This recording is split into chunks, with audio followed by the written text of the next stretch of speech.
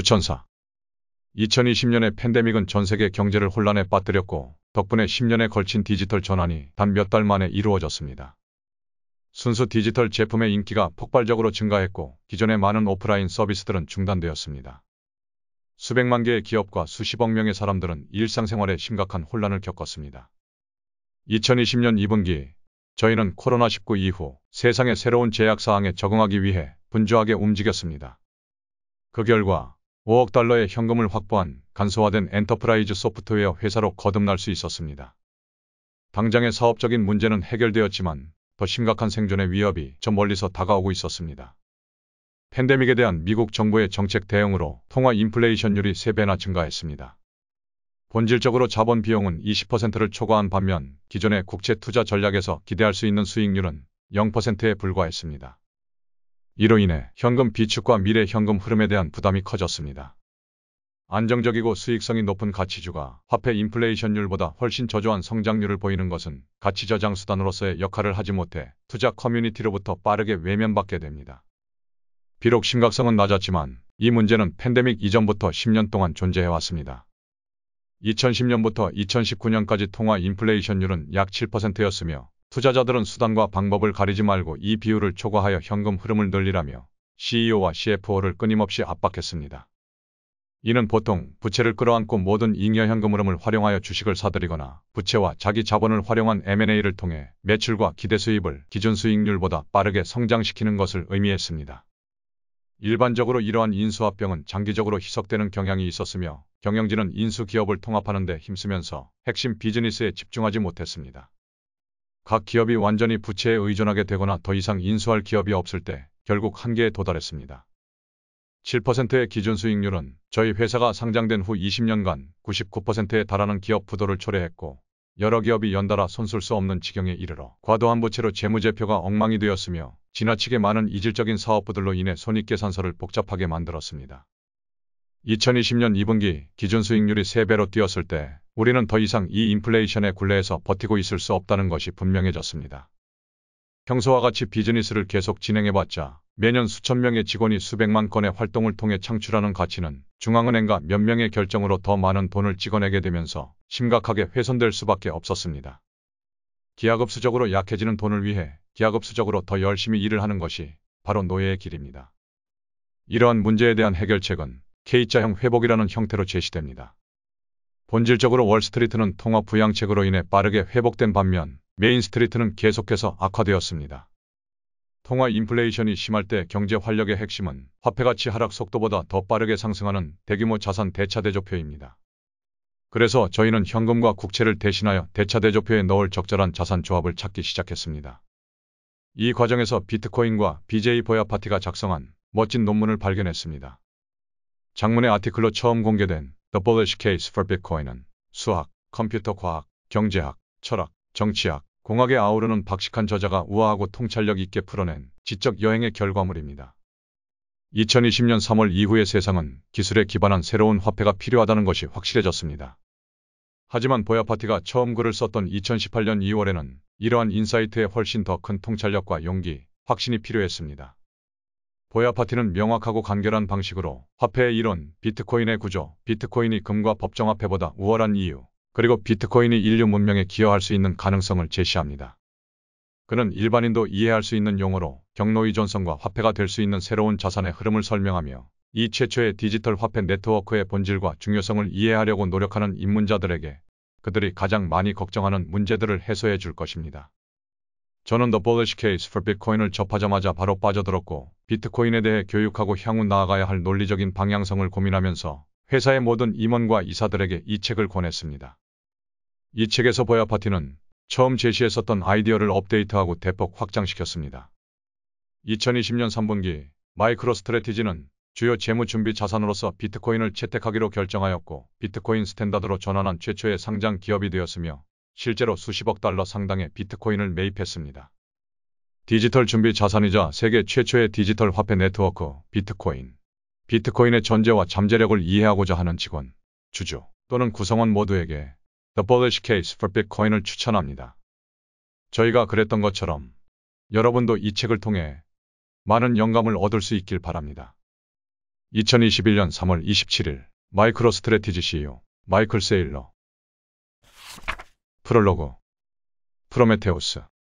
비트코인의 미스터리한 탄생은 있을 수 없는 이야기처럼 들립니다. 자세한 내용은 알 수 없지만 2009년 1월 3일 어딘지도 모르는 곳에서 정체불명의 누군가가 키보드를 두드리자 역사상 가장 중요한 프로그램 중 하나가 작동하기 시작했다는 것 정도는 알고 있죠. 그 컴퓨터는 모래사장에서 바늘찾기의 디지털 버전인 해시를 찾기 시작했고 오늘날의 블록체인이라고 불리는 금융거래 원장의 첫 번째 블록을 보호할 수 있었습니다. 얼마나 걸렸는지는 알 수 없지만 몇 분 또는 몇 시간에 걸쳐 첫 번째 해시를 찾았고 그것으로 인해 제네시스 블록의 완성과 세계 최초의 탈중앙화 디지털 화폐가 탄생되었습니다. 흥미로운 사실은 현재까지도 비트코인을 만든 인물의 정체가 베일에 쌓여 밝혀지지 않았다는 점입니다. 그저 사토시 나카모토라는 가명만 알려져 있을 뿐입니다. 불과 2달 전인 2008년 10월 31일 나카모토는 암호와 암호 해독에 관심이 있는 사람들이 모인 크립토그래피 메일링 리스트에 비트코인에 대한 기술적 스펙을 공개했습니다. 이 메일링 리스트의 많은 사람들은 스스로를 사이퍼펑크라 부르며 프라이버시 강화 암호 기술을 이용해 사회를 재편하고 국가로부터 자유로워지기를 결심했었습니다. 나카모토의 이메일은 그가 이 메일링 리스트에 보낸 첫 번째 글이었으며 게시된 후 큰 호응을 얻지 못하고 회의적인 반응만 보였습니다. 디지털 화폐를 만들고자 했던 역사 깊은 이 그룹에서조차 나카모토가 보낸 이메일의 의미를 이해하는 사람은 거의 없었습니다. 예외적으로 한 명이 있었는데 그는 할피니입니다. 그는 재능 있는 암호학자이자 컴퓨터 공학자로서 디지털 화폐를 만드는 데 많은 시간을 할애했고 디지털 화폐의 내재적 어려움을 잘 알고 있었습니다. 훗날 할피니는 비트코인 발표 당시 상황에 대해 이렇게 회상했습니다. 사토시가 크립토 메일링 리스트에 비트코인을 소개했을 때 온통 부정적인 반응뿐이었습니다. 암호학자들은 멋모르는 초심자들의 거창한 계획들을 많이 보아왔기 때문에 반사적으로 부정적인 반응을 보였던 것이죠. 안타깝게도 할피니는 2014년 8월 28일 루게릭병으로 세상을 떠났습니다. 그는 디지털 화폐, 특히 비트코인 개발에 많은 공헌을 했습니다. 고르디아스의 매듭. 1992년 실리콘밸리 인텔 출신의 은퇴한 연구자이자 사이퍼펑크 운동의 창시자인 팀 메이가 뜻이 맞는 소수의 급진주의자들에게 암호 아나키스트 선언문을 발표한 이후 사이퍼펑크들은 국적이 없는 디지털 형태의 화폐를 개발하는 것이 매우 중요하다는 것을 깨달았습니다. 메이는 선언문에서 다음과 같이 말했습니다. 컴퓨터 기술은 개인과 그룹이 완전히 익명으로 소통하고 상호작용할 수 있는 기능을 제공하기 직전에 있습니다. 두 사람이 상대방의 실명이나 신분을 전혀 모른 채 메시지를 주고받고 비즈니스를 수행하고 전자계약을 협의할 수 있습니다. 하지만 비즈니스를 수행하기 위해서는 화폐가 필요합니다. 화폐는 모든 거래와 저축의 기반이 되기 때문에 발달된 경제에서 가장 중요한 재화입니다. 고대부터 귀하게 여겨져 온 귀금속인 금은 수천 년 동안 이러한 역할을 해왔지만 물리적 특성으로 인해 중앙집권화, 몰수, 국가의 공격에 취약한 점이 아킬레스건이었습니다. 20세기에 접어들며 국가가 화폐의 발행과 관리를 장악하게 되면서 금의 글로벌 화폐로서의 위상은 결국 무너지고 말았습니다. 사이퍼펑크들은 익명의 결제를 가능하게 하고 금의 한계점을 극복하기 위해 국가의 강압적인 권력으로부터 자유로울 수 있는 디지털 화폐를 개발하고자 했습니다. 1983년 미국의 컴퓨터 과학자 데이비드 차움은 암호학을 통해 사용자의 금융 프라이버시를 보호하는 시스템을 만들기 위한 최초의 시도인 이케시의 디자인을 발표했습니다. 1989년 차움은 자신의 발명품을 상용화하기 위해 디지켓이라는 회사를 설립했지만 재정적으로 성공하지는 못했습니다. 게다가 이케시는 회사에서 만든 화폐이기 때문에 중앙집중화라는 문제를 안고 있었습니다. 중앙기관에서 화폐를 발행하면 그 기관이 곧 단일 실패 지점입니다. 실제로 1998년 디지켓이가 파산하면서 이케시 시스템은 중단되었습니다. 이처럼 중앙기관이 없는 디지털 형태의 화폐를 만드는 것은 1990년대 가장 실력 있는 암호학자들과 사이퍼펑크들의 주된 도전 과제였습니다. 1990년대 후반 아담 백, 닉 자보, 웨이다이와 같은 사이퍼펑크들이 디지털 화폐 개발에 의미 있는 성과를 거두었지만 중앙관리기관 없이 어떻게 디지털 희소성을 유지할 수 있냐는 중요한 문제가 해결되지 않은 채로 남아 있었습니다. 화폐의 가치가 희소성에서 비롯된다는 것은 16세기 초 스페인 살라만카 학파에 의해 일찍이 알려진 사실입니다. 그러나 데이터를 손쉽게 복사하고 전송할 수 있는 디지털 공간에서의 희소성은 지적 재산권처럼 공권력을 사용해야만 가능했습니다. 1997년에 개발된 영국의 암호학자 아담 백의 해시캐시 시스템은 디지털 희소성을 갖춘 시스템을 개발하는 데 필요한 핵심 컨셉인 작업증명이라는 기술을 선보였습니다. 백은 원래 점점 더 비용이 많이 드는 스팸 메일 문제를 해소하기 위해 컴퓨터의 철저한 검색으로만 찾을 수 있는 시스템, 해시값을 구하는 시스템을 제안했는데 이는 에너지를 소비해야 하므로 비용이 많이 들었습니다. 이렇게 생성된 해시는 빠르고 저렴하게 진위 여부를 검증할 수 있으며 얼마나 많은 에너지가 소비되었는지, 대략적인 비용이 얼마나 발생했는지 측정하는 데 사용할 수 있었습니다. 해시는 본질적으로 작업이 완료되었다는 암호학적 증거였습니다. 백의 계획에 따르면 이메일 발신자는 각 이메일에 고유한 해시를 첨부하여 100분의 1페니와 같은 미미한 비용이 발생했음을 증명해야 했습니다. 이 비용은 평범한 사용자에게는 영향을 미치지 않지만 스팸 이메일을 무더기로 보낼 경우 엄청난 비용이 발생하게 됩니다. 안타깝게도 해시캐시는 상용화되지 못했고 화폐로서 기능할 수 있는 필수 요소들이 부족했습니다. 그러나 작업증명은 탈중앙화 시스템에서 신뢰할 수 없는 주체들이 서로 협력할 수 있도록 하는 데 결정적인 역할을 할 수 있습니다. 1998년 미국의 컴퓨터 엔지니어인 웨이다이는 처음에 이캐시의 치명적인 결함인 중앙집중화를 해결하기 위해 비먼이라는 시스템을 제안하였습니다. 중앙기관이 한정된 화폐 공급을 관리하는 방식이 아닌 네트워크 참여자들이 각자의 현재 화폐 보유량을 개별적으로 관리하는 분산형 시스템을 구상하여 특정 참여자에 대한 국가의 강압을 무력화하는 것이었습니다.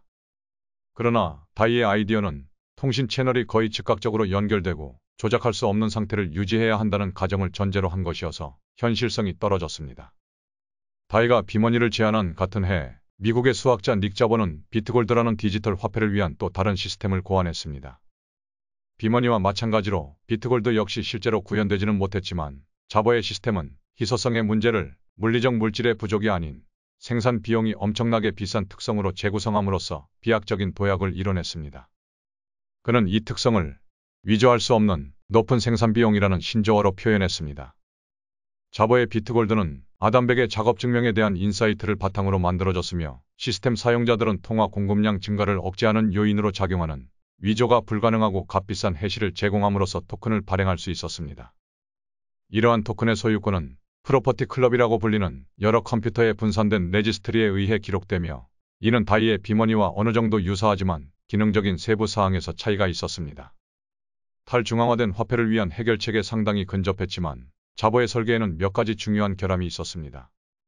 첫째, 컴퓨터의 처리 능력이 계속 향상됨에 따라 과거에 생성된 해시를 현재에는 더 쉽게 생성할 수 있었고 이는 서로 다른 시점에 생성된 해시의 가치가 동일하지 않아 대체성이라는 화폐의 중요한 속성을 깨뜨린다는 것을 의미했습니다. 따라서 비트골드는 금보다는 모양과 품질이 균일하지 않고 서로 쉽게 교환할 수 없는 다이아몬드와 더 유사한 디지털 상품이 되어버리고 말 것입니다. 둘째, 소유권 등록이라는 컨셉은 수많은 허위 프로퍼티 클럽 멤버를 만들어 가짜 잔액을 신고하며 시스템을 붕괴시키는 10일 공격에 취약했고 공격자는 보유하지 않은 돈을 가져갈 수 있었습니다. 자보는 이러한 문제에 대한 해결책을 마련했지만 이는 너무 복잡했고 비트골드는 결국 이론적인 수준에 그쳤습니다. 한 세기가 흘러 다음 세기로 접어들며 탈중앙화된 디지털 화폐에 대한 사이퍼펑크의 꿈은 점점 사라져갔습니다. 국가가 없는 형태의 화폐를 만들려는 모든 움직임에 세심한 주의를 기울였던 할피니는 2004년 자보의 비트골드를 단순화시킨 재사용 가능한 작업증명 RPOW라는 시스템을 설계하면서 그 꿈을 되살리려 했습니다. 피니는 자보나 다이와 달리 시스템의 프로토타입을 구현했지만 중앙기관에 의존한다는 점에서 처음에 이캐시와 비슷한 문제를 안고 있었습니다. 피니는 중앙기관 대신 시스템 사용자의 정확한 잔액 정보를 원격으로 증명할 수 있는 위변조가 불가능한 하드웨어 장치로 대체하여 중앙집중화 문제를 완화하고자 했습니다. 하드웨어 장치는 강제성이 있는 회사보다는 더 신뢰할 수 있지만 여전히 쉽게 정지될 수 있습니다.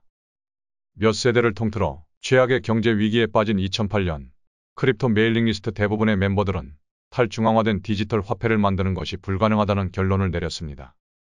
때문에 사토시 나카모토가 탈중앙화 화폐의 문제를 해결했다고 자신있게 발표했을 당시 이를 진지하게 받아들이는 멤버는 거의 없었습니다. 혁신적인 발명.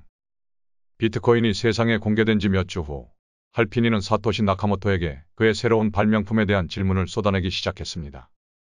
피니는 비트코인의 탁월함과 중앙통제기관이 없는 새로운 형태의 디지털 화폐를 만들려는 나카모토의 독창적인 상상력을 금세 알아챘습니다. 비트코인의 구성 요소에는 새로운 아이디어와 새로운 암호화 기술이 없었지만 나카모토는 경제적 인센티브와 암호학적 안전성이 완벽하게 균형을 이루는 시스템을 만들어냈습니다. 또한 나카모토는 1970년대 후반에 처음 제기된 컴퓨터 과학의 근본적인 문제인 비잔틴 장군 문제를 해결했습니다. 서로 신뢰하지 않고 심지어 적대적일 수도 있는 독립된 주체들이 상호 신뢰하는 중개자에 의존하지 않고 어떻게 공동의 목표를 달성하기 위해 협력할 수 있는가 하는 문제입니다. 2011년 닉 자보는 다음과 같이 말했습니다. 나카모토는 비잔틴 방식의 탄력적인 P2P 시스템의 노드에게 작업 증명을 요구함으로써 제가 설계했던 비트골드의 중대한 보안 결함을 개선했습니다. 즉, 신뢰할 수 없는 주체가 대다수의 노드를 장악하여 여러 가지 중요한 보안 기능을 손상시킬 수 있는 위협을 감소시켰습니다. 지금 생각해보면 너무나 당연한 것이지만 당시에는 당연하지 않았습니다. 2008년 10월 31일 당시 크립토 메일링 리스트의 대다수 멤버들은 이 획기적인 발명을 즉시 알아보지는 못했지만 사토시 나카모토의 발명은 결국 세상을 바꾸어 놓을 만한 중대한 기술적 혁신이었습니다. 챕터 1. 비트코인과 화폐의 기원.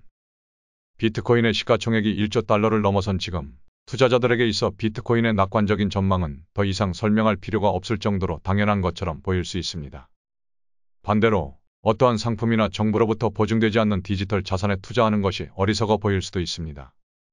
그리고 이러한 가격 상승을 두고 누군가는 튤립 광풍 또는 닷컴 버블과 비교하기도 합니다. 이 두 의견은 모두 사실이 아닙니다. 비트코인의 긍정적인 전망은 흥미롭긴 하지만 그렇다고 확실한 것도 아닙니다. 비트코인에 투자하는 데는 상당한 리스크가 존재하지만 제가 앞으로 설명드릴 것처럼 여전히 엄청난 기회가 있습니다. 비트코인의 기원. 인류 역사상 은행이나 정부와 같이 신뢰할 수 있는 중개자에 의존하지 않으면서 멀리 떨어져 있는 두 주체 간의 가치를 전송하는 것은 불가능했습니다. 2008년 여전히 정체가 알려지지 않은 인물 사토시 나카모토는 비잔틴 장군 문제로 알려진 컴퓨터 과학의 오랜 난제에 대한 9페이지 분량의 솔루션을 공개했습니다.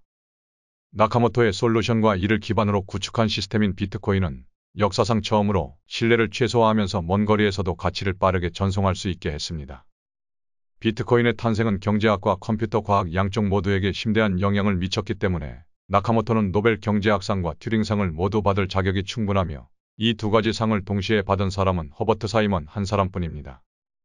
투자자에게 있어 비트코인의 가장 중요한 의미는 디지털상에서 구현된 새로운 희소상품이라는 점입니다. 비트코인은 채굴이라는 과정을 통해 생성된 비트코인 네트워크 안에서 타인에게 양도할 수 있는 디지털 토큰입니다. 비트코인 채굴은 금을 채굴하는 것과 거의 유사하지만 생산량이 고정되어 있고 미리 정해진 일정대로 진행된다는 점이 다릅니다.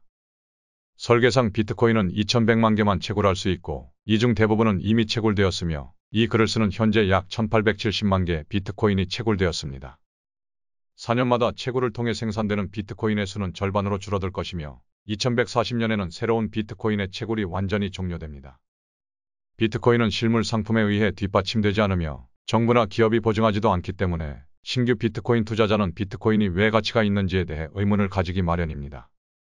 주식, 채권, 부동산, 심지어 석유나 밀과 같은 상품과 달리 비트코인은 표준화된 현금 흐름 분석이나 고차원적인 재화 생산에서의 수요를 바탕으로 가치를 평가할 수 없습니다. 비트코인은 완전히 새로운 유형의 화폐 재화이며 재화에 대한 가치는 게임 이론으로 정해집니다. 다시 말해 시장 참여자들이 비트코인의 가치를 어떻게 평가하느냐에 따라 비트코인의 가치가 정해집니다. 화폐 재화의 게임 이론적 특성을 이해하기 위해 화폐의 기원을 살펴보도록 하겠습니다. 화폐의 기원. 초기 인류사회에서 사람들 간의 거래는 물물 교환을 통해 이루어졌습니다. 그러나 물물 교환 방식의 엄청난 비효율성은 거래의 규모와 지리적 범위를 크게 제한했습니다. 물물 교환 기반 무역의 가장 큰 단점은 쌍방 간 욕구의 일치 문제입니다. 예를 들어 사과를 키우는 사람이 어부와 거래하기를 원할 수 있지만 어부가 동시에 사과를 원하지 않는다면 거래는 이루어지지 않습니다. 시간이 지남에 따라 인간은 조개 껍질, 동물의 이빨, 희귀한 돌멩이 등과 같이 희귀하고 상징적인 가치가 있는 특정 수집품을 소장하려는 욕구가 생겨났습니다.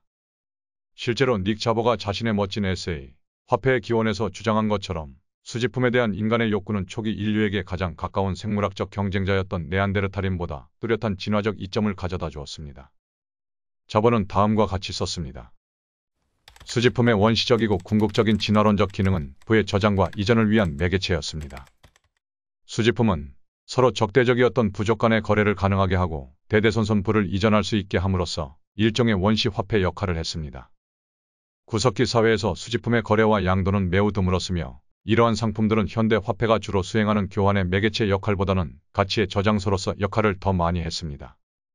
다음은 자보의 설명입니다. 현대화폐에 비해 원시화폐는 유통속도가 매우 느렸으며 평균적인 개인의 일생 동안 단 몇 번밖에 양도되지 않았습니다. 그럼에도 불구하고 오늘날 우리가 가보라고 부르는 내구성이 강한 수집품은 여러 세대에 걸쳐 지속될 수 있었고 양도할 때마다 상당한 가치가 더해져 아예 양도 자체를 불가능하게 만드는 경우도 있었습니다.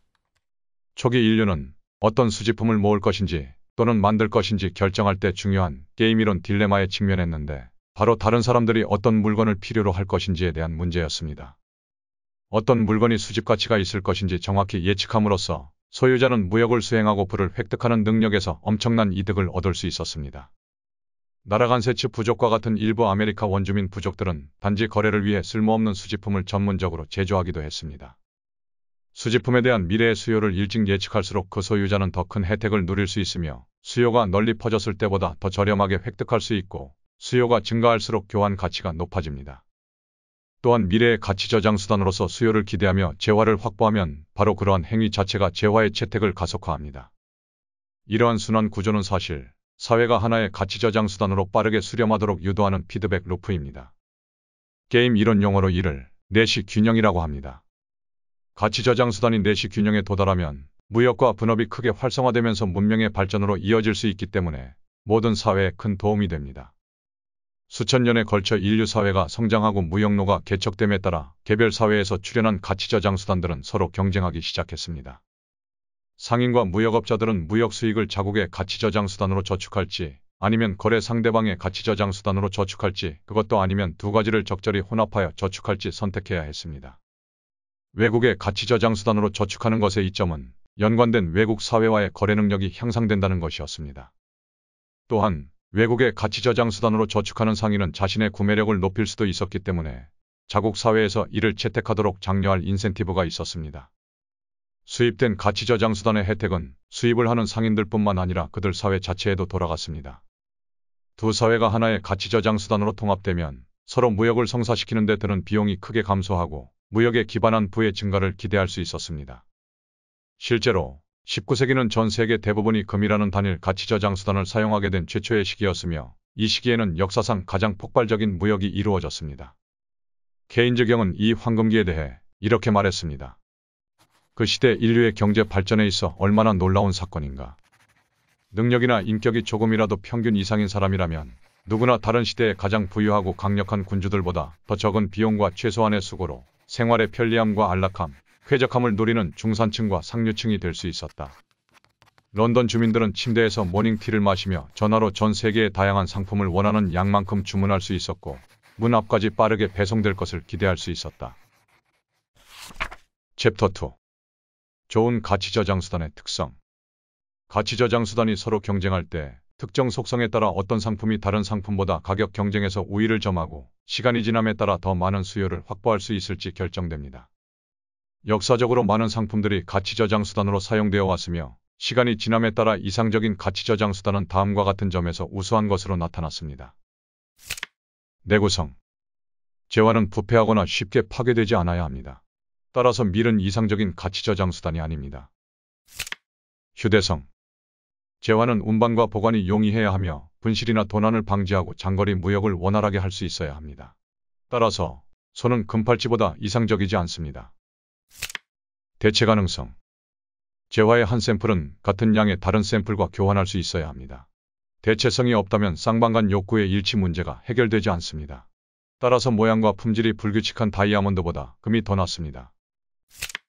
인식성. 재화가 진품인지 빠르게 식별 및 검증하기 쉬워야 합니다. 검증이 쉽다는 것은 거래에 대한 수취인의 신뢰도를 높여 거래가 성사될 가능성을 높입니다.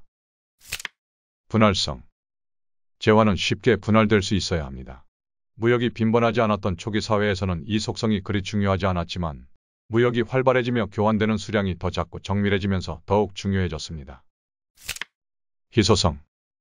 닉 자보가 말한 것처럼 금전적인 재화는 위조 불가능한 희소성을 가져야 합니다. 다시 말해 재화가 넘쳐나거나 쉽게 얻을 수 있거나 대량으로 생산될 수 없어야 합니다. 희소성은 가치 저장 수단의 가장 중요한 속성으로 희귀한 것을 수집하려는 인간의 타고난 본능을 활용하기 때문입니다. 이는 가치 저장 수단의 본질적인 가치의 원천입니다. 유구한 역사. 오랫동안 사회에서 가치 있는 것으로 인식되어 온 재화일수록 가치 저장 수단으로서의 매력은 더 커집니다. 오래 지속되어 온 가치 저장 수단은 무력을 이용해 대체되거나 위에 열거한 다른 속성 중에서 상당한 이점을 지닌 경우를 제외하고는 새로운 재화가 이를 대체하기는 어렵습니다. 검열 저항성. 감시가 만연한 오늘날의 디지털 시대에 점점 더 중요하게 부각되고 있는 새로운 속성은 검열 저항성입니다. 이는 재화의 소유자가 재화를 보관하고 사용하는 것을 기업이나 국가와 같은 외부기관이 얼마나 어렵게 방해할 수 있는지를 의미합니다. 검열 저항성이 있는 재화는 자본 통제를 시도하거나 다양한 형태의 평화적인 거래를 금지하려는 정권하에 있는 사람들에게 특히 유용합니다. 다음 표에서는 비트코인, 금, 법정화폐를 앞에서 언급한 속성에 따라 등급을 매기고 각 등급에 대한 설명을 덧붙입니다. 내구성. 금은 명실상부한 내구성의 왕이라고 할 수 있습니다. 파라오의 금을 포함하여 지금까지 채굴되거나 주조된 대부분의 금은 오늘날에도 그대로 남아있으며 앞으로 1000년 후에도 사용할 수 있을 것입니다. 고대 화폐로 사용되었던 금화는 오늘날에도 여전히 상당한 가치를 유지하고 있습니다. 법정화폐와 비트코인은 종이지폐와 같은 물리적 형태로 존재할 수도 있지만 근본적으로는 디지털 형태의 데이터입니다. 따라서 내구성을 판단할 때 고려되어야 하는 것은 물리적 형태가 아니라 이를 발행하는 기관의 내구성입니다. 법정화폐의 경우 수세기에 걸쳐 많은 정부들이 등장했다가 사라졌고 그들과 함께 화폐도 사라졌습니다. 바이마르 공화국의 페이퍼마크, 렌텐마크, 마르크화는 더 이상 가치가 없어졌는데 이는 이를 발행한 기관이 더 이상 존재하지 않기 때문입니다. 역사적으로 볼 때 법정화폐가 장기적으로 내구성이 있다고 판단하는 것은 어리석은 생각이며 미국 달러와 영국 파운드는 이 부분에서 상대적으로 예외적인 경우입니다. 발행기관이 없는 비트코인은 이를 보호하는 네트워크가 유지되는 한 내구성이 있는 것으로 볼 수 있습니다. 비트코인이 아직 초기 단계라는 점을 감안하면 비트코인의 내구성에 대한 확실한 결론을 내리기에는 너무 이른 감이 있습니다. 그러나 비트코인을 규제하려는 국가들의 움직임과 수년간의 해킹 공격에도 불구하고 네트워크가 계속 작동하면서 놀라운 수준의 강인함을 보여주고 있다는 점은 고무적입니다. 휴대성. 비트코인은 이제껏 인류가 사용해온 것 중 가장 휴대성이 뛰어난 가치 저장 수단입니다. 수억 달러에 해당하는 개인키를 작은 USB 드라이브에 저장하여 어디든 쉽게 이동할 수 있습니다. 또한 지구 반대편에 있는 사람들 간의 동일한 가치를 지닌 자산을 순식간에 전송할 수 있습니다. 근본적으로 디지털화되어 있는 법정화폐 역시 휴대성이 뛰어납니다. 그러나 정부 규제와 자산 통제로 인해 거액의 송금은 보통 며칠이 걸리거나 아예 불가능한 경우도 있습니다. 현금을 사용하면 자산 통제를 피할 수 있지만 보관의 위험과 운반 비용이 상당합니다. 금은 물리적 형태이며 밀도가 매우 높기 때문에 휴대성이 매우 떨어집니다. 많은 금괴가 이동되지 않는 것은 당연한 일입니다. 구매자와 판매자 간의 금괴가 거래될 때 일반적으로 금의 소유권만 이전되고 실물 금괴 자체는 이전되지 않으므로 구매자의 소유권 보장은 취약합니다. 실물 금을 먼 거리로 운송하는 것은 비용과 위험, 시간이 많이 소요됩니다. 대체 가능성. 금은 대체 가능성에 대한 기준을 제시합니다. 금 이론수를 녹였을 때 다른 금 이론수와 구별할 수 없으며 금은 항상 시장에서 이런 방식으로 거래되어 왔습니다. 반면에 법정화폐는 발행기관이 허용하는 만큼만 대체할 수 있습니다. 일반적으로 법정화폐를 취급하는 상인들은 서로 다른 법정화폐를 동일하게 취급하지만 고액권과 소액권은 다르게 취급하는 경우가 있습니다. 예를 들어 인도 정부는 인도의 지하경제를 규제하기 위해 500루피와 1000루피 지폐를 완전히 폐지하였습니다. 그 결과 500루피와 1000루피는 액면가보다 할인된 가격으로 거래되어 더 이상 더 낮은 액면가의 지폐와 교환할 수 없게 되었습니다. 네트워크 레벨에서 비트코인은 대체 가능하므로 전송되는 모든 비트코인은 비트코인 네트워크에서 동일하게 취급됩니다. 그러나 비트코인은 비트코인 네트워크에서 발생한 모든 거래에 공개된 기록, 블록체인에서 추적이 가능하기 때문에 특정 비트코인은 불법 거래에 사용되어 더럽혀질 수 있으며 사업자들은 이러한 오염된 비트코인을 받지 않으려 할 수 있습니다. 비트코인 네트워크 프로토콜의 개인정보 보호와 익명성이 개선되지 않는 한 비트코인은 금만큼 대체 가능한 것으로 볼 수 없습니다. 인식성. 대부분의 경우 법정화폐와 금 모두 진위 여부를 쉽게 확인할 수 있습니다. 그러나 지폐 위조 방지 기술을 적용했음에도 불구하고 국가와 국민은 여전히 위조 지폐에 속을 가능성이 있습니다. 금 역시 위조로부터 자유롭지 않습니다. 지능적인 범죄자들은 텅스텐에 금을 도금한 후 투자자들을 속여 판매하기도 하였습니다. 반면 비트코인은 수학적으로 확실하게 검증될 수 있습니다. 비트코인의 소유자는 암호화 서명을 사용하여 자신이 소유하고 있음을 당당하게 증명할 수 있습니다. 분할성. 비트코인은 1억 분의 1 사토시로 나눌 수 있으며 이렇게 아주 작은 금액도 전송할 수 있습니다. 단, 네트워크 수수료로 인해 소액의 전송은 비경제적일 수 있습니다. 법정 화폐는 일반적으로 구매력이 거의 없는 거스름돈까지 나눌 수 있기 때문에 실제로 충분히 분할성이 있습니다.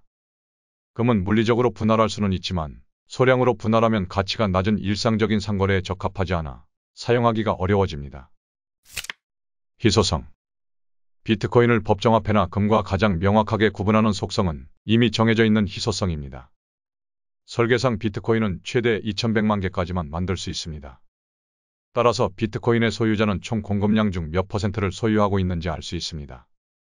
예를 들어 10개의 비트코인을 소유한 사람은 지구상에서 최대 210만 명, 전 세계 인구의 0.03% 미만만이 자신이 보유한 만큼의 비트코인을 가질 수 있다는 것을 알 수 있습니다. 역사적으로 금은 희소가치가 있지만 그렇다고 최대 공급량이 정해져 있지는 않습니다. 금을 채굴하거나 획득하는 새로운 기술이 경제적인 수준으로 발전하면 금의 공급이 급격히 증가할 수 있습니다. 해저 채굴이나 소행성 채굴 등이 그 예입니다. 마지막으로 비교적 역사가 짧은 법정화폐는 공급량이 지속적으로 증가하는 경향이 있었습니다. 국가는 단기적인 정치적 문제를 해결하기 위해 통화량을 팽창시켜 왔습니다. 전 세계 정부의 지속적인 인플레이션 기조는 시간이 지남에 따라 법정화폐 소유자가 저축한 금액의 가치를 떨어뜨립니다. 유구한 역사. 인류 문명이 존재한 이래로 금만큼 오랫동안 가치를 인정받아온 화폐 재화는 없습니다. 먼 옛날 고대에 주조된 주화는 오늘날에도 여전히 상당한 가치를 지니고 있습니다. 비교적 최근에 등장한 법정화폐는 그렇지 않습니다. 애시당초 법정화폐는 궁극적으로 가치가 사라지는 경향을 가지고 있었습니다. 시민들에게 보이지 않는 세금을 부과하기 위한 교활한 수단으로 인플레이션을 사용하는 것은 역사상 거의 모든 국가가 거부할 수 없었던 유혹이었습니다. 법정화폐가 세계 통화 질서를 지배하게 된 20세기, 이때 확립된 경제적 진리가 있다면 법정화폐가 중장기적으로 가치를 유지할 수 있다고 신뢰할 수 없다는 것입니다. 비트코인은 짧은 역사에도 불구하고 시장에서 충분히 많은 역경을 이겨냈기에 가치 있는 자산으로서 쉽게 사라지지 않을 가능성이 높습니다. 또한 린디 효과는 비트코인이 오래 살아남을수록 미래에도 계속 살아남을 것이라는 사회적 신뢰가 커짐을 시사합니다. 다시 말해 다음 그래프에서 볼 수 있듯이 새로운 화폐 재화에 대한 사회적 신뢰는 본질적으로 점근적이라고 할 수 있습니다. 비트코인이 20년 동안 존재한다면 인터넷이 현대세계의 영구적인 것이라고 믿는 것과 마찬가지로 비트코인이 영원히 존재할 것이라는 보편적인 신뢰가 형성될 것입니다. 검열 저항성.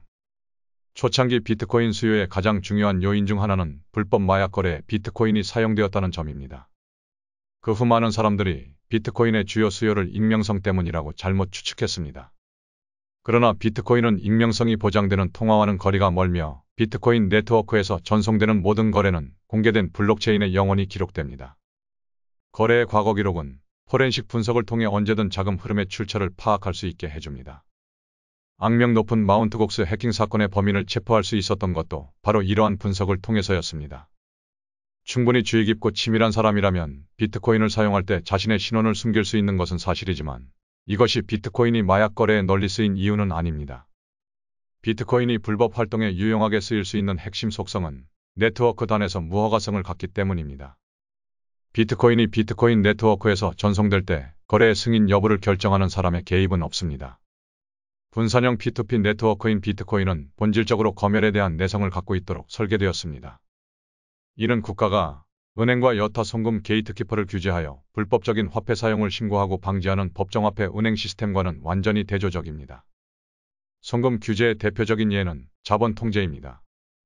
예를 들어 부유한 백만장자가 억압적인 정권을 피해 새로운 거주지로 재산을 이전하는 것은 현실적으로 불가능하거나 위험할 수 있습니다.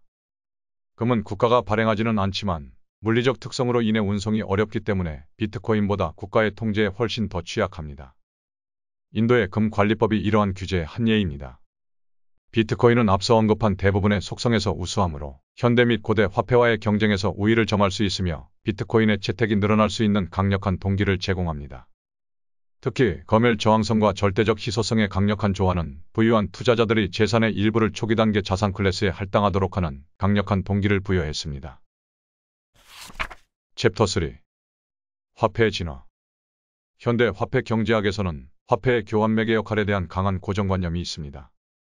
20세기 들어 국가가 화폐 발행을 독점하고 가치 저장 수단으로서의 화폐 기능을 지속적으로 약화시킴으로써 화폐는 무엇보다도 교환의 매개 수단이라는 잘못된 믿음이 생겨났습니다. 많은 사람들은 비트코인을 교환의 매개 수단으로 사용하기엔 가격 변동성이 너무 커서 부적합하다며 비판해왔습니다. 그러나 이는 너무 앞서 나간 이야기입니다. 화폐는 항상 단계적으로 진화해왔으며 가치 저장의 역할이 교환의 매개체 역할보다 선행되었습니다. 한계주의 경제학의 아버지 중 한 명인 윌리엄 스탠리 제본스는 다음과 같이 설명했습니다. 역사적으로 보면 금의 첫 번째 역할은 장식용으로 가치 있는 상품, 두 번째 역할은 부의 저장, 세 번째 역할은 교환의 매개체, 그리고 마지막으로 가치의 척도로서의 역할을 한 것으로 보입니다.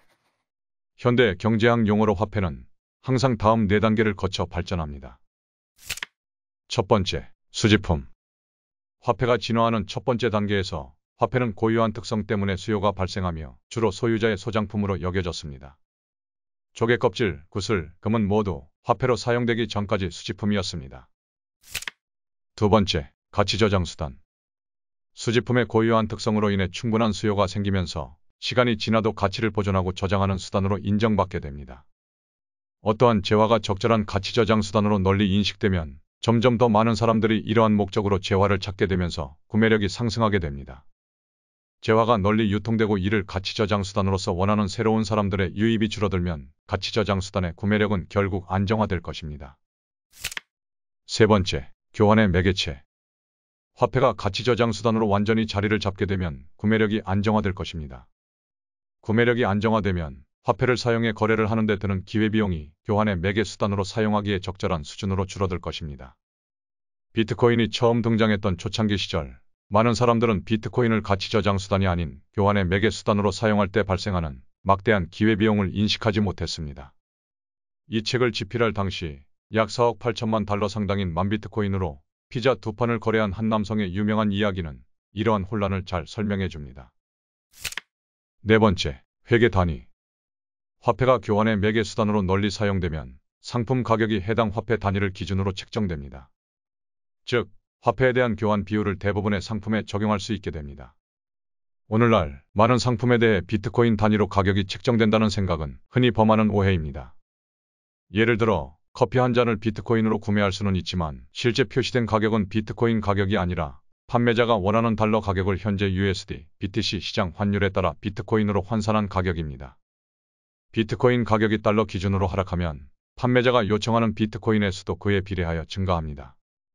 판매자가 법정화폐에 대한 비트코인 교환비를 고려하지 않고 온전하게 비트코인을 결제 수단으로 받아들일 때 비로소 비트코인이 진정한 회계 단위가 되었다고 볼 수 있습니다. 아직 회계 단위 단계가 아닌 화폐는 부분적인 화폐로 간주할 수 있습니다. 오늘날 금은 정부의 간섭으로 인해 교환의 매개 수단과 회계 단위의 역할을 상실한 채 가치 저장 수단의 역할만 수행하고 있습니다. 하나의 재화가 교환의 매개 수단 역할을 수행하는 동시에 다른 재화는 다른 화폐의 역할을 수행할 수도 있습니다. 이는 아르헨티나나 짐바브웨와 같이 국가 기능이 제대로 작동하지 않는 나라에서 주로 발생합니다. 나다니엘 포퍼는 그의 저서 디지털 골드에서 이렇게 말했습니다. 미국에서 달러는 교환의 매개 수단, 상품의 가격을 측정하는 단위, 가치를 저장할 수 있는 자산이라는 화폐의 3가지 기능을 원활하게 수행하고 있습니다. 반면 아르헨티나의 페소는 일상적인 상품 구매를 위한 교환의 매개 수단으로는 사용되지만 가치 저장 수단으로는 아무도 사용하지 않습니다. 페소를 모아두는 것은 돈을 버리는 것과 같기 때문입니다. 그래서 사람들은 저축하고 싶은 페소를 달러로 교환하여 페소보다 더 높은 가치로 보관했습니다. 페소의 변동성은 매우 심했기 때문에 사람들은 보통 달러로 가격을 기억했고 이는 시간이 지나면서 더 신뢰할 수 있는 회계 단위가 되었습니다. 비트코인은 현재 화폐화의 첫 번째 단계, 수집품에서 두 번째 단계 가치 저장 수단으로 전환하고 있습니다. 비트코인이 초기 가치 저장 수단에서 진정한 교환의 매개 수단으로 거듭나기까지는 수년이 걸릴 것으로 보이며 그 과정은 여전히 위험과 불확실성으로 가득 차 있습니다. 금의 경우 수세기에 걸쳐 이러한 전환이 이루어졌다는 점을 주목할 필요가 있습니다. 비트코인과 같이 어떠한 재화가 실제 화폐화되는 것을 경험한 사람은 아무도 없으므로 비트코인의 화폐화가 어떤 경로를 통해 이루어질지에 대한 경험은 매우 소중합니다. 경로 의존성. 화폐화가 진행될수록 화폐성 재화의 구매력은 급증하게 됩니다. 많은 사람들은 비트코인의 구매력 상승을 두고 버블이라고 표현합니다. 이 용어는 비트코인이 지나치게 고평가되었다고 폄하하는 의미로 종종 사용되지만 의도치 않게 적절하기도 한 표현입니다. 사용 가치만으로는 판단할 수 없을 정도로 구매력이 높아지는 것은 모든 화폐의 공통적인 특징입니다. 실제로 역사적으로 존재했던 많은 화폐들은 사용 가치가 전혀 없었습니다. 화폐성 재화의 구매력과 그 재화의 고유한 효용성으로 얻을 수 있는 교환 가치 사이의 차이가 바로 통화 프리미엄이라 할 수 있습니다. 화폐가 이전 섹션에서 소개한 화폐화 단계를 거치면서 통화 프리미엄은 증가하게 됩니다. 그러나 프리미엄은 예측 가능하도록 선형적으로 움직이진 않습니다. 화폐화 과정에 있던 재화 X가 화폐로서 더 적합한 다른 재화 Y에 의해 경쟁에서 밀려날 수 있으며 X의 통화 프리미엄이 감소하거나 완전히 사라질 수도 있습니다. 19세기 후반, 세계 각국 정부가 은혜 화폐 사용을 대부분 포기하고 금을 선호하면서 은혜 통화 프리미엄은 사실상 완전히 사라졌습니다. 정부의 개입이나 다른 화폐성 재화와의 경쟁과 같은 외부 요인이 없더라도 새로운 화폐에 대한 통화 프리미엄은 예측 가능한 패턴으로 움직이지 않습니다. 경제학자 레리 화이트는 다음과 같이 지적했습니다. 거품을 이야기할 때의 문제는 그것이 어떤 가격 흐름과도 일치한다는 점이며 따라서 특정 가격 흐름에 대한 설명이 되지 않는다는 점입니다. 화폐화 과정은 게임 이론을 따릅니다. 즉, 모든 시장 참여자가 다른 참여자들의 총수요와 그에 따른 미래 통화 프리미엄을 예상하려고 합니다. 통화 프리미엄은 내재된 사용 가치에 좌우되지 않기 때문에 시장 참여자들은 화폐성 재화의 가격이 싼지 비싼지 그리고 매수매도 여부를 결정할 때 과거의 가격을 기준으로 삼는 경향이 있습니다. 현재 수요와 과거 가격 사이의 연관성을 경로 의존성이라고 하며 이는 화폐성 재화의 가격 움직임을 이해하는 데 있어 가장 큰 혼란의 원인이 됩니다. 화폐성 재화의 채택이 증가함에 따라 구매력이 증가하면 싸다와 비싸다에 대한 시장의 기대치도 그에 따라 변화합니다. 마찬가지로 화폐성 재화의 가격이 폭락하면 이전 가격이 비합리적이거나 지나치게 부풀려졌다는 일반적인 생각으로 기대치가 바뀔 수 있습니다. 화폐의 경로 의존성은 유명한 월스트리트 펀드 매니저 조시 브라운의 말로 잘 설명할 수 있습니다. 저는 비트코인을 2,300달러에 샀고 곧바로 2배의 수익을 거뒀습니다. 이후 비트코인이 더 오르자 더 이상 살 수 없다고 말하고 다녔지만 이는 제가 처음 비트코인을 샀던 가격에 기반한 의견일 뿐이었죠. 그러다가 지난주 중국의 거래소 규제 조치로 인해 가격이 폭락하자 잘됐다, 더 살 수 있게 가격이 더 떨어졌으면 좋겠다 라고 혼잣말을 하기 시작했습니다. 사실 싸다와 비싸다라는 개념은 화폐성 재화에 있어 사실상 아무런 의미가 없습니다. 화폐성 재화의 가격은 현금 흐름이나 내재 가치를 반영하는 것이 아니라 화폐의 다양한 용도로 얼마나 널리 채택되었는지를 나타내는 척도입니다. 이러한 화폐의 경로 의존적 특성을 더욱 복잡하게 만드는 것은 시장 참여자들이 단순히 미래 통화 프리미엄의 흐름을 예측하여 매수매도하는 냉철한 관찰자 역할만 하는 것이 아니라 적극적인 전도자 역할도 한다는 사실입니다. 객관적인 통화 프리미엄이라는 것은 존재하지 않기 때문에 현금 흐름이나 실수요에 따라 가치가 결정되는 일반 재화에 비해 화폐성 재화의 우월한 속성을 전도하는 것은 훨씬 더 효과적입니다. 비트코인 시장 참여자들의 종교적인 열정은 비트코인 소유자들이 비트코인의 장점과 비트코인 투자를 통해 얻을 수 있는 경제적 이익을 적극적으로 홍보하는 다양한 온라인 포럼에서 확인할 수 있습니다. 비트코인 시장을 관찰한 리 드로게는 이렇게 말합니다. 여러분은 이것을 종교라고 생각합니다. 우리 모두가 서로에게 전하고 동의하는 이야기입니다. 우리는 종교의 수용 곡선에 대해 생각해봐야 합니다. 거의 완벽하게 들어맞는데 누군가가 들어오면 곧바로 전도시키고 그들을 전도하라고 내보냅니다. 그리고 그의 친구들이 오고 또 그 친구들도 전도를 하기 시작합니다. 비트코인을 종교와 비교하면 비이성적인 믿음 같은 분위기를 풍길 수 있지만 비트코인 소유자 개개인들이 화폐성 재화의 우수함과 사회가 이를 받아들이도록 전도하는 것은 전적으로 이성적인 일입니다. 화폐는 모든 거래와 저축의 기반이 되므로 우월한 형태의 화폐를 채택하면 사회 구성원 모두가 부를 창출하는데 엄청난 복리 효과를 누릴 수 있습니다. 챕터 4. 화폐화의 단계. 과대 광고 사이클. 화폐성 재화의 화폐화 과정에 선언적인 규칙은 없지만 비교적 짧은 비트코인 화폐화의 역사에서 흥미로운 패턴이 나타났습니다. 다음 차트에서 볼 수 있듯 비트코인의 가격은 크기가 증가하는 프랙탈 패턴을 따라 움직이는 것으로 보이며 프랙탈의 각 반복은 가트너의 전형적인 과대 광고 사이클 형태와 일치합니다. 마이클 케이시는 자신의 글 Speculative Bitcoin Adoption Price Theory에서 확장되고 있는 가트너의 과대 광고 사이클은 많은 혁신적 기술들이 사회 전반에 사용되면서 나타나는 전형적인 어답션 S 곡선의 단계를 나타낸다고 주장합니다. 각각의 가트너 과대 광고 사이클은 신기술에 대한 관심이 폭발적으로 증가하면서 시작되며 해당 사이클에 참여 가능한 시장 참여자들이 가격을 상승시킵니다. 가트너 과대 광고 사이클의 초기 매수자들은 일반적으로 자신들이 투자하는 기술의 혁신성에 대해 강한 확신을 가지고 있습니다. 결국 이 사이클에 참여할 수 있는 신규 참여자의 유입이 고갈되면서 시장의 열기는 절정에 달하고 근본적인 기술보다 단기간의 수익에 더 관심이 있는 투기꾼들이 매수를 주도하게 됩니다. 과대 광고 사이클이 정점을 지나면 가격이 급격히 하락하고 투기적인 열풍은 절망과 대중의 조롱 그리고 기술이 전혀 혁신적이지 않았다는 인식으로 대체됩니다. 결국 가격이 바닥을 치고 정체기에 접어들면 강한 신념을 가지고 폭락의 고통을 견뎌낸 기존 투자자들은 기술의 중요성을 인식한 새로운 투자 집단과 합류하게 됩니다. 케이시의 표현대로 안정적이고 지루한 저점을 형성하는 정체기가 장기간 지속됩니다. 이 정체기 동안 기술에 대한 대중의 관심은 줄어들지만 기술은 계속 개발되고 강력한 신봉자들은 서서히 늘어날 것입니다. 그 후 외부 관찰자들이 이 기술은 사라지지 않을 것이며 이 기술에 대한 투자가 사이클의 폭락 단계에서 보였던 것만큼 위험하지 않을 수 있다는 것을 인식하면서 다음 과대 광고 사이클의 새로운 기반이 마련됩니다. 다음 과대 광고 사이클에서는 훨씬 더 많은 사람들이 기술을 받아들이고 그 규모도 훨씬 더 커질 것입니다. 반복되는 가트너의 과대 광고 사이클에 참여하는 사람들 중 해당 사이클에서 가격이 어디까지 오를지 정확하게 예측하는 사람은 거의 없습니다. 사이클의 초기 단계에서는 대부분의 투자자가 보기에도 터무니없어 보이는 수준까지 가격이 상승합니다. 사이클이 끝나면 일반적으로는 폭락의 원인을 미디어에서 찾는 경우가 많습니다. 거래소 폐쇄와 같은 표면적인 원인은 폭락을 촉발하는 사건일 수 있지만 이것이 사이클을 종료시키는 근본적인 이유는 아닙니다. 가트너의 과대 광고 사이클은 해당 사이클에 진입할 수 있는 시장 참여자의 고갈로 인해 종료됩니다. 금은 1970년대 후반부터 2000년대 초반까지 가트너의 과대 광고 사이클의 전형적인 패턴을 따랐다고 합니다. 혹자는 과대 광고 사이클이 화폐화 과정에 내재된 사회적 현상이라고 추측할 수도 있습니다. 가트너 집단 2010년 7월 마운트 곡스 거래소가 등장하기 전까지만 해도 비트코인이라는 아주 미미한 시장에서 어떠한 과대 광고도 찾아볼 수 없었습니다.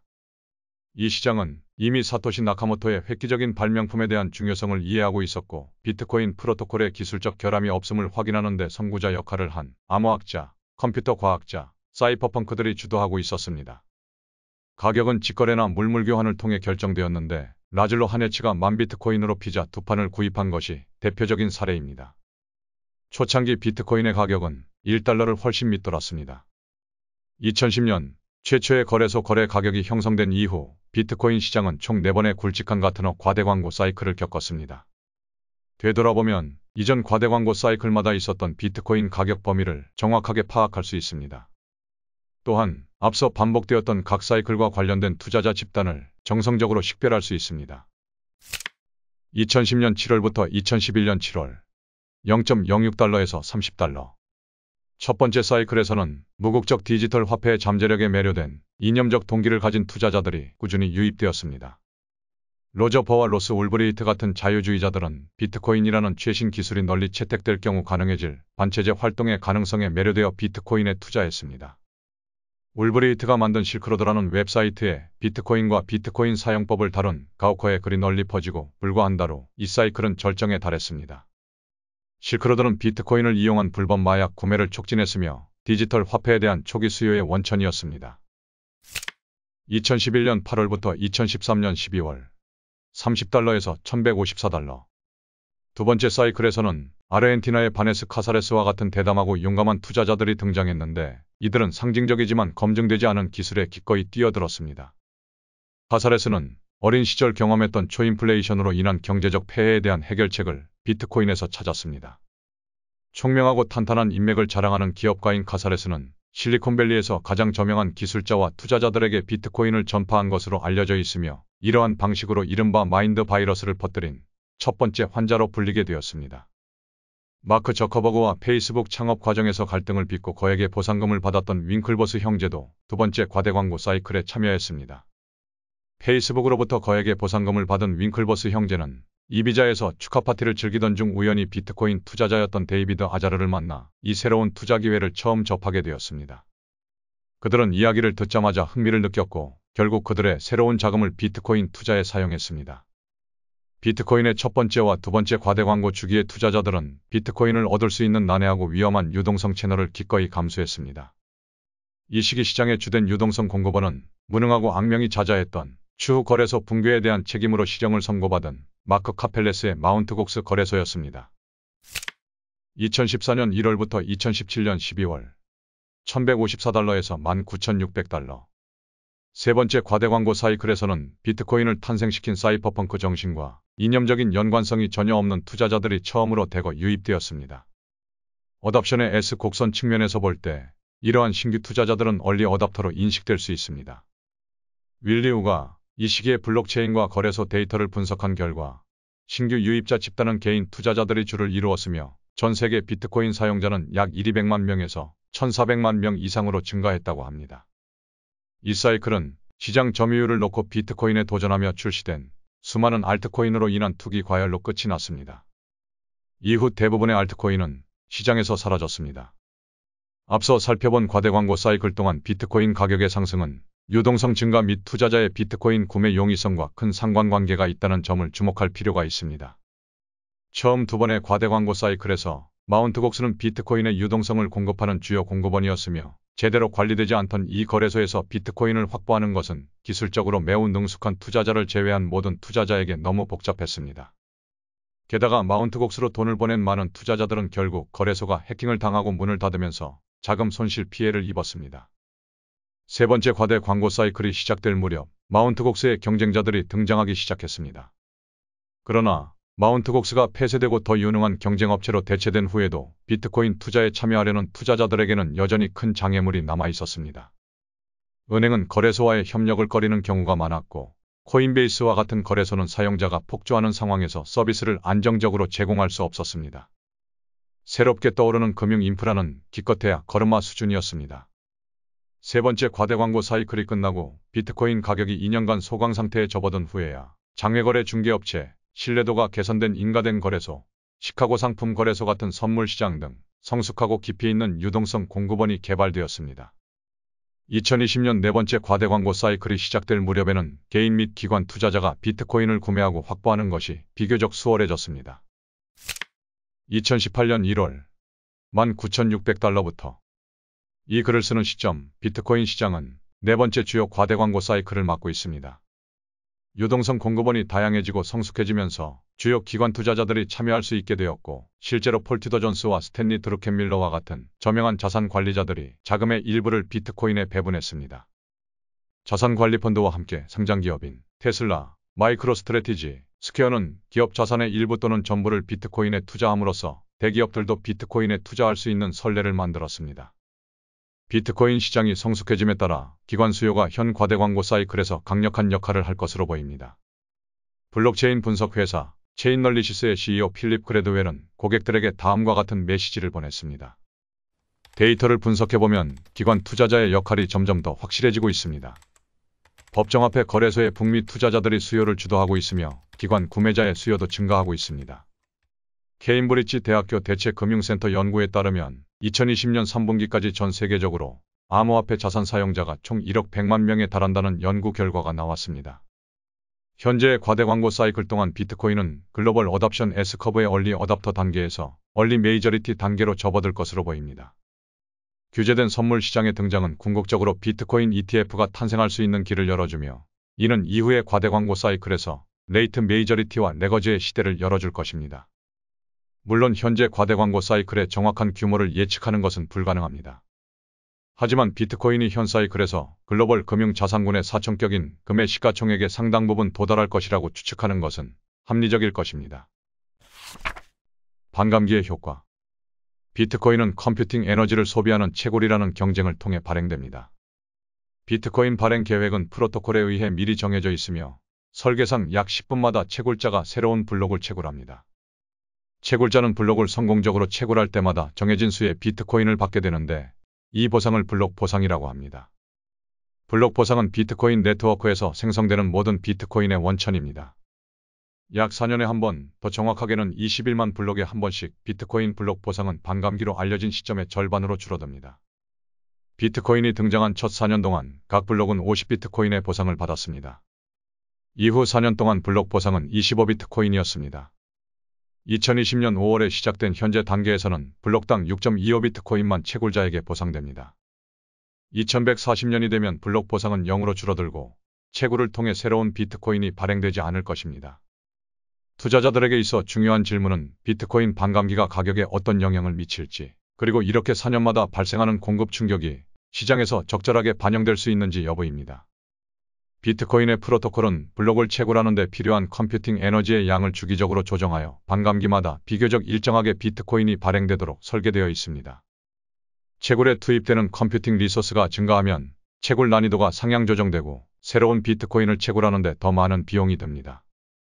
이러한 난이도 조정은 채굴자를 한계 생산자로 만드는 경향이 있습니다. 즉, 채굴로 인한 수익은 시간이 지남에 따라 제로에 가까워지는 경향이 있습니다. 채굴 사업의 한계적 특성으로 인해 채굴자들은 보통 채굴한 비트코인의 대부분을 팔아 운영 비용을 충당해야 하며 이 비용의 대부분은 전기료가 차지합니다. 따라서 채굴자들은 비트코인 가격에 지속적인 하방 압력을 줍니다. 비트코인 반감기가 발생하면 채굴자들의 매도 압력은 대략 절반으로 줄어듭니다. 모든 상황이 동일하다면, 즉 비트코인에 대한 수요가 일정하게 유지된다면 반감기로 인해 공급보다 수요가 초과되면서 가격이 상승할 것입니다.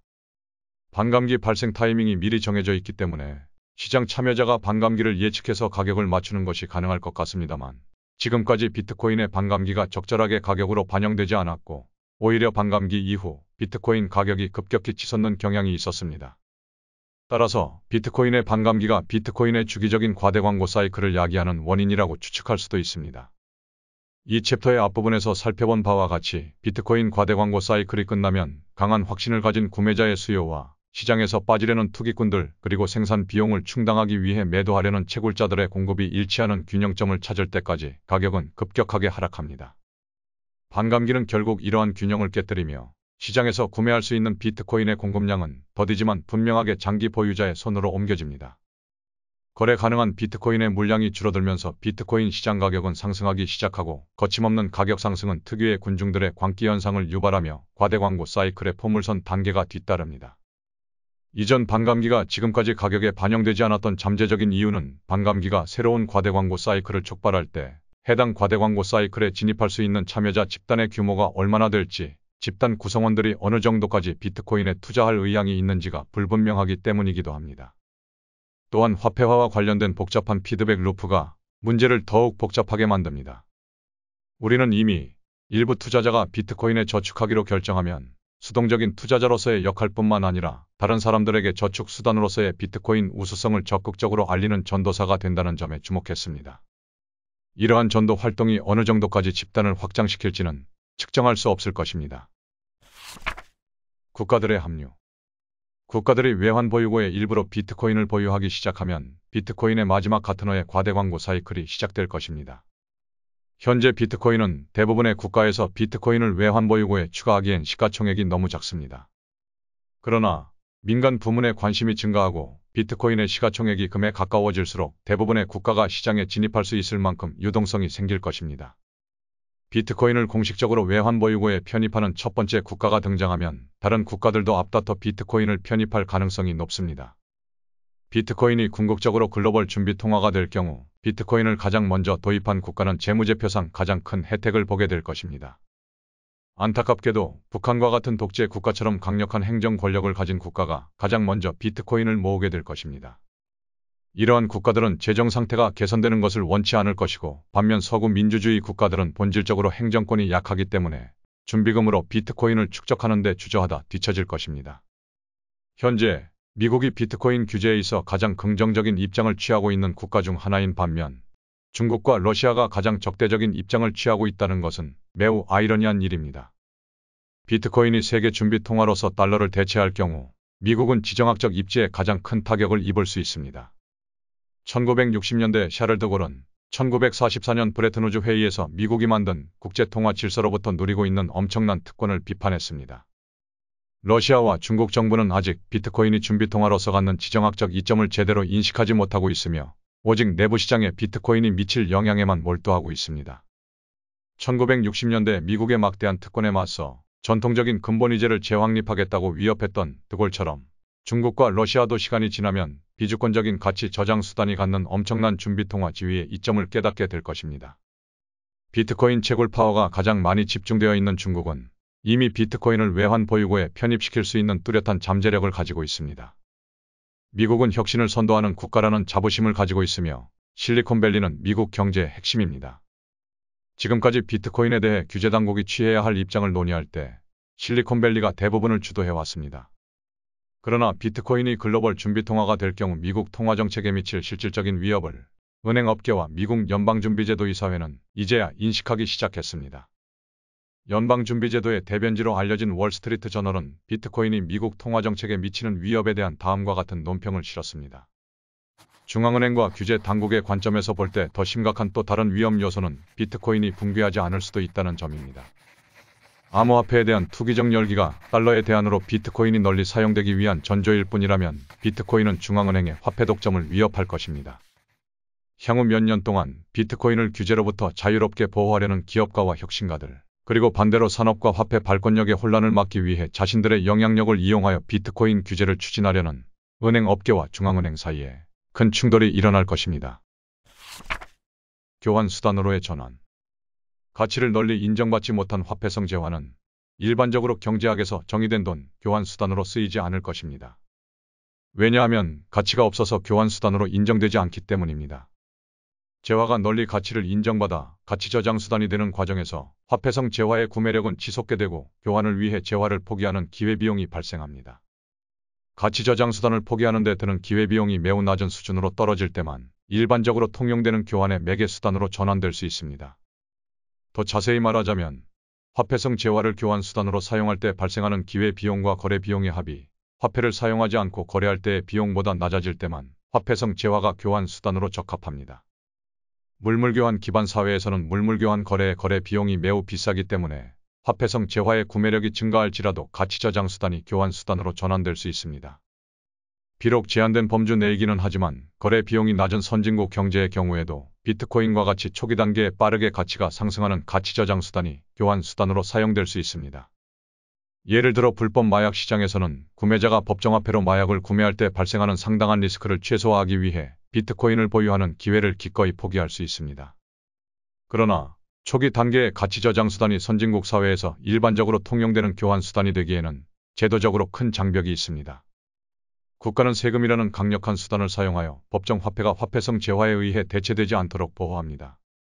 법정 화폐는 오직 해당 화폐로만 세금을 납부할 수 있도록 하여 일정한 수요처를 확보할 수 있는 이점을 누릴 수 있을 뿐만 아니라 경쟁하려는 화폐성 재화로 교환할 때마다 과세를 할 수 있습니다. 이러한 후자의 과세 방식은 가치 저장 수단을 교환 수단으로 사용하는 데 상당한 마찰을 일으킵니다. 그럼에도 불구하고 이러한 핸디캡이 시장을 기반으로 하는 화폐성 재화가 일반적인 교환 수단으로 자리 잡는 데 있어 극복할 수 없는 장벽은 아닙니다. 법정화폐에 대한 신뢰가 깨지면 하이퍼인플레이션이라는 과정을 통해 그 가치가 폭락할 수 있습니다.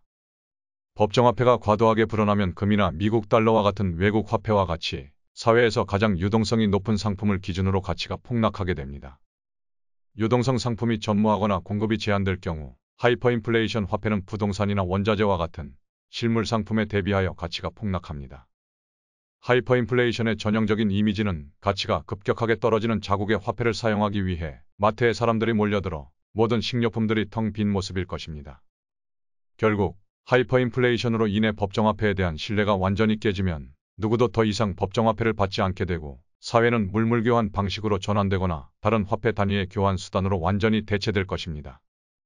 짐바브웨 달러가 미국 달러로 대체된 것이 이 과정의 한 예입니다. 법정화폐를 외국 화폐로 대체하는 것은 외국 화폐의 희소성과 유동성을 공급해줄 외국 은행기관의 부재로 인해 더욱 어렵습니다. 비트코인은 국경을 넘어 쉽게 전송할 수 있고 은행 시스템이 필요 없기 때문에 하이퍼인플레이션으로부터 고통받는 사람들에게 이상적인 화폐성 재화가 될 수 있습니다. 가치가 점점 사라지는 법정화폐의 역사적 흐름을 그대로 따라가게 된다면 비트코인은 글로벌한 저축의 수단으로 그리고 법정화폐의 도피처로 점점 더 인기를 얻게 될 것입니다. 한 국가의 화폐가 폐지되고 비트코인으로 대체된다면 그곳에서 비트코인은 가치 저장 수단에서 일반적으로 통용되는 교환 수단으로 전환될 것입니다. 다니엘 크로비스는 이 과정을 설명하기 위해 하이퍼비트코이니제이션이라는 용어를 만들었습니다. 챕터 5. 새로운 화폐 시스템. 흔한 오해들. 이 책의 대부분은 비트코인의 화폐적 특성에 초점을 맞췄습니다. 이러한 기초 지식을 바탕으로 이제 우리는 이 혁신적인 화폐에 대한 흔한 오해들을 바로잡을 수 있습니다. 비트코인은 거품이다. 비트코인은 통화 프리미엄이 존재하기 때문에 거품이라는 일반적인 비판이 제기됩니다. 그러나 모든 화폐에는 통화 프리미엄이 있습니다. 실제로 모든 화폐의 특성을 정의하는 것이 바로 이 프리미엄입니다. 따라서 어떤 의미에서 화폐는 언제 어디서나 거품이라고 할 수 있습니다. 역설적이게도 화폐성 재화가 화폐로 사용되기 위한 초기 단계에 있다면 거품이면서 저평가되어 있을 수 있습니다. 가치 저장 수단이 되기엔 변동성이 너무 심하다. 비트코인의 가격 변동성은 나타난 지 얼마 되지 않았기 때문입니다. 처음 몇 년 동안 비트코인은 동전주처럼 움직였고 윙클버스 형제와 같이 대량 구매자들에 의해 가격이 크게 급등하기도 했습니다. 몇 년에 걸쳐 어답션과 유동성이 증가함에 따라 비트코인의 가격 변동성은 그에 비례하여 점차 줄어들었습니다. 비트코인이 금의 시가총액에 도달하면 비슷한 수준의 변동성을 보일 것입니다. 비트코인의 시가총액이 금의 시가총액을 넘어서면 비트코인의 변동성은 널리 사용되는 교환 수단으로 적합한 수준까지 감소할 것입니다. 앞서 언급했듯이 비트코인의 화폐화는 가트너의 과대광고 사이클을 따라 이루어집니다. 변동성은 과대광고 사이클의 정체기에 가장 낮고 사이클의 정점 및 붕괴기에 가장 높습니다. 각 과열 주기마다 시장의 유동성이 증가하기 때문에 이전 주기보다 변동성이 낮아집니다. 비트코인은 투자하기에 너무 비싸다. 비트코인 시장을 처음 접하는 투자자들이 흔히 제기하는 불만은 비트코인 한 개를 구매하기에 너무 비싸다는 것입니다. 이러한 불만은 비트코인을 작은 단위가 아닌 한 개 단위로만 구매할 수 있다는 잘못된 인식에서 기인하는 경우가 많습니다. 비트코인은 분할이 가능하기 때문에 투자자들은 1달러와 같이 아주 적은 금액의 비트코인도 구매할 수 있습니다. 비트코인 하나를 통째로 소유하려는 욕구는 단위 편향이라는 인간의 심리적 특성 때문이기도 합니다. 단위 편향은 어떤 일을 끝까지 완수하거나 어떤 목표를 달성하려는 욕구이며 한 연구에 따르면 단위 편향은 과식하는 사람의 성향에 영향을 주는 잠재적 요인이라고 합니다. 많은 투자자들의 암호화폐를 온전한 단위로 소유하려는 욕구 때문에 다른 암호화폐의 개별 단위 가격이 더 낮다는 이유로 그 암호화폐가 더 저렴하다고 잘못 믿게 됩니다. 그러나 비트코인에 대항하는 많은 암호화폐들의 가격이 더 저렴한 이유는 공급량이 훨씬 더 많기 때문이며 이는 임의로 정해진 것으로서 화폐의 가치를 나타내는 것은 아닙니다. 투자자들은 개별 단위의 가격이 아니라 전체 통화의 시가총액과 유동성에 집중해야 합니다. 비트코인의 훨씬 더 큰 시가총액과 훨씬 더 풍부한 유동성은 비트코인의 강력한 네트워크 효과와 가치 저장의 유용성을 반영하는 것입니다. 이와 관련하여 우려되는 부분은 과거의 급격한 상승으로 비트코인 투자 수익의 대부분이 미래가 아닌 과거에 발생하여 많은 신규 투자자들이 투자 기회를 놓쳤다는 느낌을 받는다는 것입니다. 화폐화 과정에서 경제적 재화의 초기 소유자가 가장 큰 금전적 이득을 보는 것은 사실이지만 이것이 후발주자가 높은 수익을 누리지 못한다는 것을 의미하지는 않습니다. 새로운 화폐 재화에 투입되는 자금이 서서히 줄어들어 결국에는 사라지기 때문에 수익률은 시간이 지남에 따라 감소할 것입니다. 그러나 비트코인의 경우 금, 국채, 부동산, 미술품 등 수백조 달러에 달하는 가치를 저장하는 모든 시장을 아우릅니다. 비트코인은 아직 완전한 시장 포화 상태에 도달하지 않은 것이 분명합니다. 비트코인이 세계 준비 통화가 되고 저축자금 유입이 안정화된 상황에서도 비트코인 소유자는 회계 단위가 된 비트코인 글로벌 경제의 생산성에 비례하는 재정적 수익을 보게 될 것입니다. 전송 수수료가 너무 비싸다. 최근에는 비트코인 전송 수수료의 증가로 인해 비트코인 네트워크가 결제 시스템으로 적합하지 않다는 비판이 제기되고 있습니다. 그러나 수수료의 증가는 자연스럽고 당연한 현상입니다. 거래 수수료는 트랜잭션을 검증하고 네트워크를 보호하기 위해 비트코인 채굴자에게 지불해야 하는 비용입니다. 채굴자는 거래 수수료와 블록 보상을 합한 비트코인을 받습니다. 블록 보상으로 발생하는 인플레이션은 현재 비트코인 소유자들이 부담하게 됩니다. 비트코인의 확정된 발행 계획을 감안하면 블록 보상은 결국 0이 될 것이며 궁극적으로 네트워크는 거래 수수료를 통해 보호되어야 합니다. 수수료가 낮은 네트워크는 보안이 취약하고 외부 공격에 노출되기 쉽습니다. 비트코인에 대안으로 낮은 수수료를 내세우는 사람들은 자기도 모르게 알트코인의 약점을 설명하는 것입니다. 높은 거래 수수료에 대한 비판의 원인은 비트코인은 1차적으로 결제 시스템이며 그 후에 가치 저장 수단으로 쓰여야 한다는 인식 때문입니다. 화폐의 기원에서 살펴본 바와 같이 이러한 인식은 주객이 전도된 것입니다. 비트코인이 가치 저장 수단으로 확고히 자리 잡았을 때 비로소 교환 수단으로 적합해질 것입니다. 또한 비트코인 거래의 기회비용이 교환 수단으로 사용하기에 적합한 수준에 도달하면 대부분의 거래는 비트코인 네트워크 자체에서 이루어지지 않고 수수료가 훨씬 낮은 레이어2 네트워크에서 이루어질 것입니다. 레이어2 네트워크에서는 참여자들이 모든 거래를 비트코인 네트워크에 브로드캐스팅하지 않고 오프체인에서 비트코인을 주고받을 수 있으며 최종 정산은 결국 비트코인 네트워크에 있는 블록체인에서 이루어집니다. 레이어2 네트워크를 사용하면 온체인에서보다 훨씬 더 많은 거래를 저렴하고 빠르게 처리할 수 있습니다. 라이트닝 네트워크와 같은 레이어2 네트워크는 19세기에 금의 소유권을 이전하는 데 사용되었던 차용증과 같은 기능을 현대적인 방식으로 제공합니다. 금괴를 직접 양도하는 비용은 금 소유권을 나타내는 증서를 양도하는 것보다 훨씬 더 비쌌기 때문에 은행에서는 차용증을 사용했습니다. 그러나 차용증과 달리 라이트닝 네트워크는 은행과 같은 제3자의 신뢰가 거의 또는 전혀 필요하지 않으면서도 저렴한 비용으로 비트코인을 전송할 수 있습니다. 라이트닝 네트워크의 개발은 비트코인 역사에서 매우 중요한 기술 혁신이며 앞으로 더욱 라이트닝 네트워크가 개발되고 채택됨에 따라 그 가치가 분명해질 것입니다. 비트코인은 전기를 너무 많이 사용한다. 채굴에 사용되는 비트코인 네트워크의 에너지 소비가 지구 환경에 잠재적으로 악영향을 끼친다는 이유로 비트코인을 반대하는 많은 사람들이 비판의 목소리를 냅니다. 비트코인 네트워크가 어떤 작은 나라보다 더 많은 전기를 소비한다는 주장도 있는데 이는 비트코인 그 자체에 대한 비판입니다. 케임브리지 대한금융센터에 따르면 이 글을 쓰는 시점에 비트코인 네트워크는 연간 약 105테라와트시의 에너지를 소비하고 있다고 합니다. 걱정스런 투자자들은 향후 사회에서 이러한 막대한 지출을 용인할지 그리고 이것이 비트코인의 지속적인 생존에 정치적 위협이 될 수 있을지에 대해 정당하게 의문을 제기할 수 있습니다. 정책 이반자와 투자자들은 비트코인의 에너지 소비에 대한 비판적인 평가를 내릴 때 단순히 듣기 좋은 소리만 들어서는 안 됩니다. 공정한 분석을 위해 고려해야 할 사항으로는 비트코인 에너지 소비의 공급처, 환경적으로 유해한지, 소비된 에너지가 다른 용도로 대체되는지 그리고 가장 중요한 것은 이러한 에너지 사용으로 인해 사회에 제공되는 효용이 무엇인지 등이 있습니다. 이 섹션에서는 비트코인과 주요 경쟁 암호화폐들을 비교 분석하며 미묘한 차이점들을 살펴보고자 합니다. 가치를 저장하고 전송하는 시스템으로서 비트코인과 가장 근접한 경쟁자는 금, 그리고 전 세계적으로 사용되는 다양한 법정화폐 시스템입니다. 2014년 하스 맥쿡의 금 채굴이 환경에 미치는 영향에 대한 동료 검토 연구조사에 따르면 금 생산에 소요되는 연간 에너지 소비량은 약 475기가줄 132테라와트시로 나타났습니다. 표면적으로는 비트코인과 금의 에너지 소비량이 비슷해 보이지만 금 채굴이 환경에 미치는 영향은 비트코인에 비해 훨씬 더 심각합니다.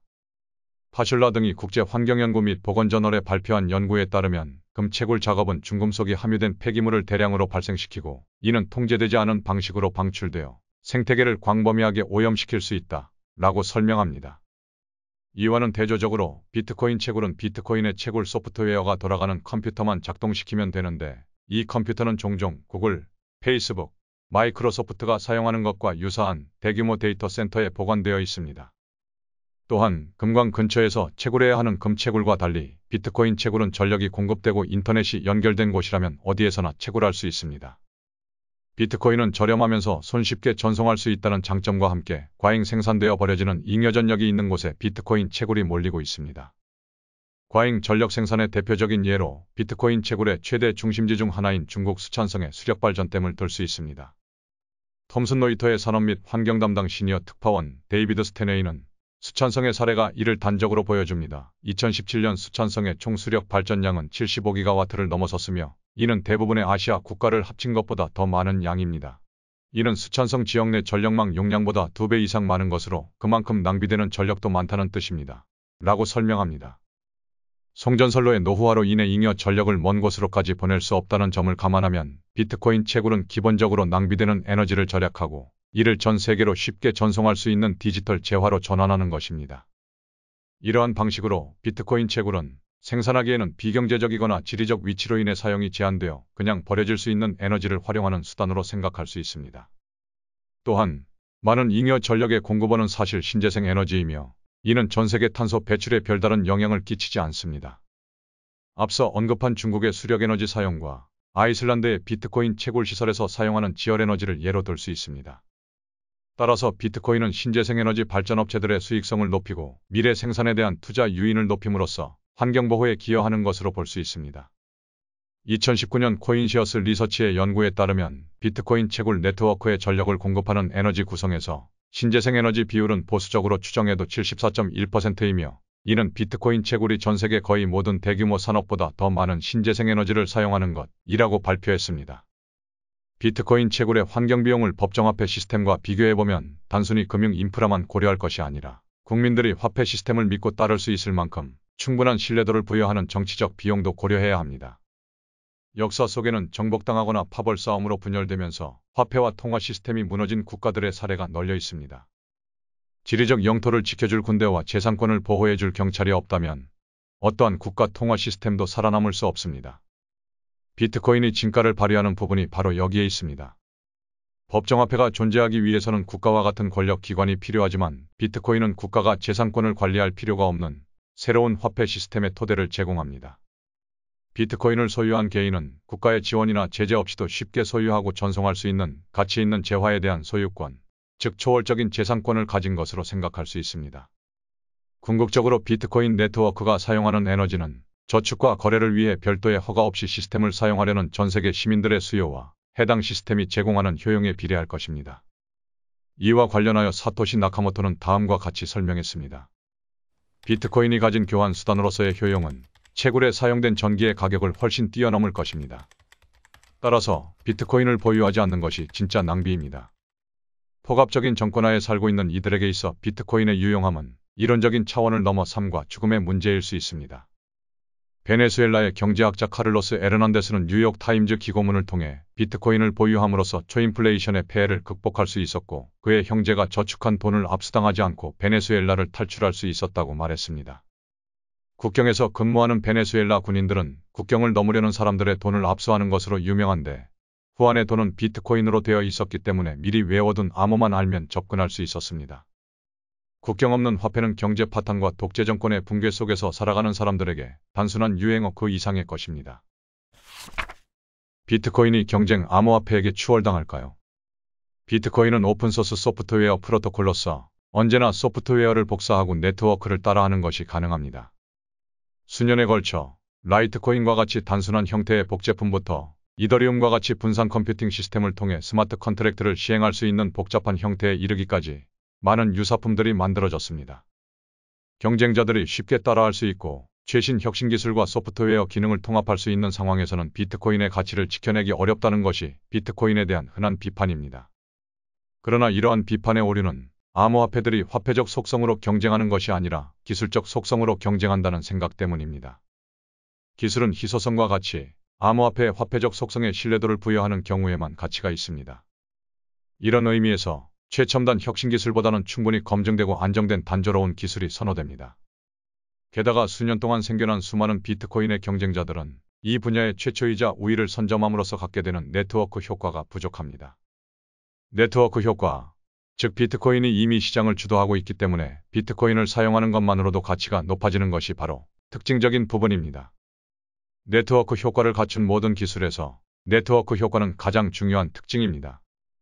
비트코인의 네트워크 효과는 시장의 유동성, 비트코인을 소유한 사람의 수, 소프트웨어와 브랜드 인지도를 유지 및 개선하는 개발자 커뮤니티를 포함합니다. 국가를 포함한 대규모 투자자들은 가격에 지장을 주지 않으면서 빠르게 시장에 들어왔다가 나갈 수 있는 유동성이 가장 높은 시장을 찾을 것입니다. 개발자들은 최고 수준의 인재를 보유한 우수한 개발 커뮤니티로 몰려들어 해당 커뮤니티의 힘을 강화할 것입니다.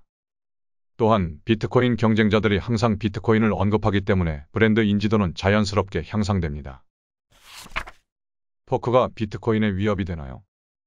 2017년에 유행했던 것은 비트코인의 소프트웨어를 복제하는 것뿐만 아니라 과거 거래의 전체 기록, 블록체인을 그대로 가져오는 것이었습니다. 비트코인의 경쟁자들은 특정 시점까지 비트코인의 블록체인을 복사한 다음 새로운 네트워크로 분리하는 포크라는 과정을 통해 수많은 사람들에게 토큰을 유통하는 문제를 해결할 수 있었습니다. 이러한 포크 중 가장 대표적인 사례는 2017년 8월 1일에 있었던 비트코인 캐시로 알려진 새로운 네트워크의 탄생입니다.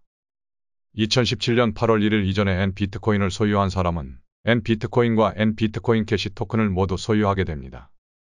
규모는 작지만 적극적인 목소리를 내는 비트코인 캐시 지지자들은 사람들이 헷갈릴 만한 새로운 네트워크의 이름과 비트코인 시장의 입문자들에게 비트코인 캐시가 진짜 비트코인이라고 믿게 하는 캠페인을 벌이며 비트코인의 브랜드 인지도를 빼앗으려고 끊임없이 시도했습니다.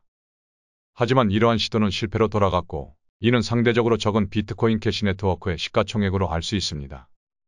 그러나 새로운 투자자들에게는 비트코인과 그 블록체인을 복제한 경쟁자가 비트코인의 시가총액을 추월해 진짜 비트코인이 될 수 있는 분명한 위험이 남아 있습니다. 비트코인과 이더리움 네트워크에서 발생한 주요 포크들을 통해 중요한 법칙을 도출할 수 있습니다. 대부분의 시가총액은 가장 수준 높고 활발한 개발자 커뮤니티를 보유한 네트워크에 집중됩니다. 비트코인은 초기 형태의 화폐로 볼 수도 있지만 유지관리와 개선이 필요한 소프트웨어 기반의 컴퓨터 네트워크이기도 합니다. 개발자 지원이 거의 없거나 미흡한 네트워크에서 토큰을 구입하는 것은 마이크로소프트 최고의 개발자가 지원하지 않는 마이크로소프트 윈도우의 복제품을 구입하는 것과 비슷할 것입니다. 2017년에 발생한 포크를 돌이켜보면 경험과 실력이 풍부한 최고의 컴퓨터 전문가들과 암호학자들이 비트코인을 기반으로 만든 복제품들이 아닌 오리지널 비트코인을 개발하는 데 전념하고 있다는 것을 알 수 있습니다. 비트코인은 정말 희소성이 있나요? 비트코인 네트워크 내 비트코인 공급량은 2100만 개로 제한되어 있습니다. 하지만 일각에서는 비트코인의 소프트웨어가 쉽게 복제 가능하고 블록체인이 포크될 수 있어 여러 카피캣 네트워크에서 새로운 토큰을 생성할 수 있으며 이는 비트코인의 희소성이 호구라는 것을 의미한다고 주장하고 있습니다. 이 논리의 결함은 모나리자의 각 사본이 만들어질 때마다 원본의 특별함이 희석된다고 주장하는 것과 같습니다. 오히려 다빈치의 걸작 모나리자의 각 사본은 진짜 모나리자가 단 하나뿐이라는 것을 설명하는 데 도움이 될 뿐입니다. 마찬가지로 비트코인의 복제품들은 우월한 네트워크 효과, 브랜드 인지도, 매일 수십억 달러의 가치가 전송될 수 있는 금전적 규모를 가진 네트워크가 단 하나뿐이라는 것을 보여줍니다. 현실적인 리스크. 비트코인에 대한 일반적인 비판은 화폐에 대한 잘못된 이해에서 비롯된 것이지만 비트코인 투자에는 현실적이고 유의미한 위험이 존재합니다. 예비 비트코인 투자자는 투자를 고려할 때 이러한 위험을 이해하고 신중하게 판단하는 것이 필요합니다. 프로토콜 리스크. 비트코인 프로토콜과 그 기반이 되는 암호화 기본 요소들은 설계상 결함이 발견되거나 양자 컴퓨터의 발전으로 인해 안전하지 않을 수 있습니다. 프로토콜의 결함이 발견되거나 새로운 컴퓨팅 수단이 비트코인을 뒷받침하는 암호학을 깨뜨릴 경우 가치 저장 수단으로서 비트코인에 대한 신뢰가 심각하게 훼손될 수 있습니다. 사토시 나카모토가 비잔틴 장군 문제에 대한 확실한 솔루션을 찾아낸 것이 맞는지 노련한 암호학자들에게도 불분명했던 비트코인 개발 초기 프로토콜 리스크는 꽤나 높았습니다. 비트코인 프로토콜의 심각한 결함에 대한 우려는 수년 동안 수많은 시도가 실패하고 실제 결함이 발견되어 수정되면서 사라졌습니다. 또한 프로토콜 개발자들은 수년간 양자 컴퓨터의 위험성을 인지해왔으며 양자 컴퓨터의 사용이 가능해질 경우 적용 가능한 해결책을 연구해왔습니다. 그러나 비트코인의 기술적 특성을 고려할 때 프로토콜 리스크는 항상 변칙적인 리스크로 남아있을 것입니다. 국가 차원의 공격 리스크. 국가 차원의 공격 리스크는 비트코인 역사 초기부터 암초처럼 비트코인에 도사리고 있었으며 오늘날에도 투자자들이 고려해야 할 가장 심각하고 현존하는 리스크로 남아 있습니다. 2010년 12월 사토시 나카모토는 비트코인 토크 포럼을 통해 정부 비공개 문서를 폭로하는 것으로 유명한 웹사이트 위키리크스가 비트코인으로 기부금을 모으는 것을 검토하고 있다는 것에 대한 우려를 표했습니다.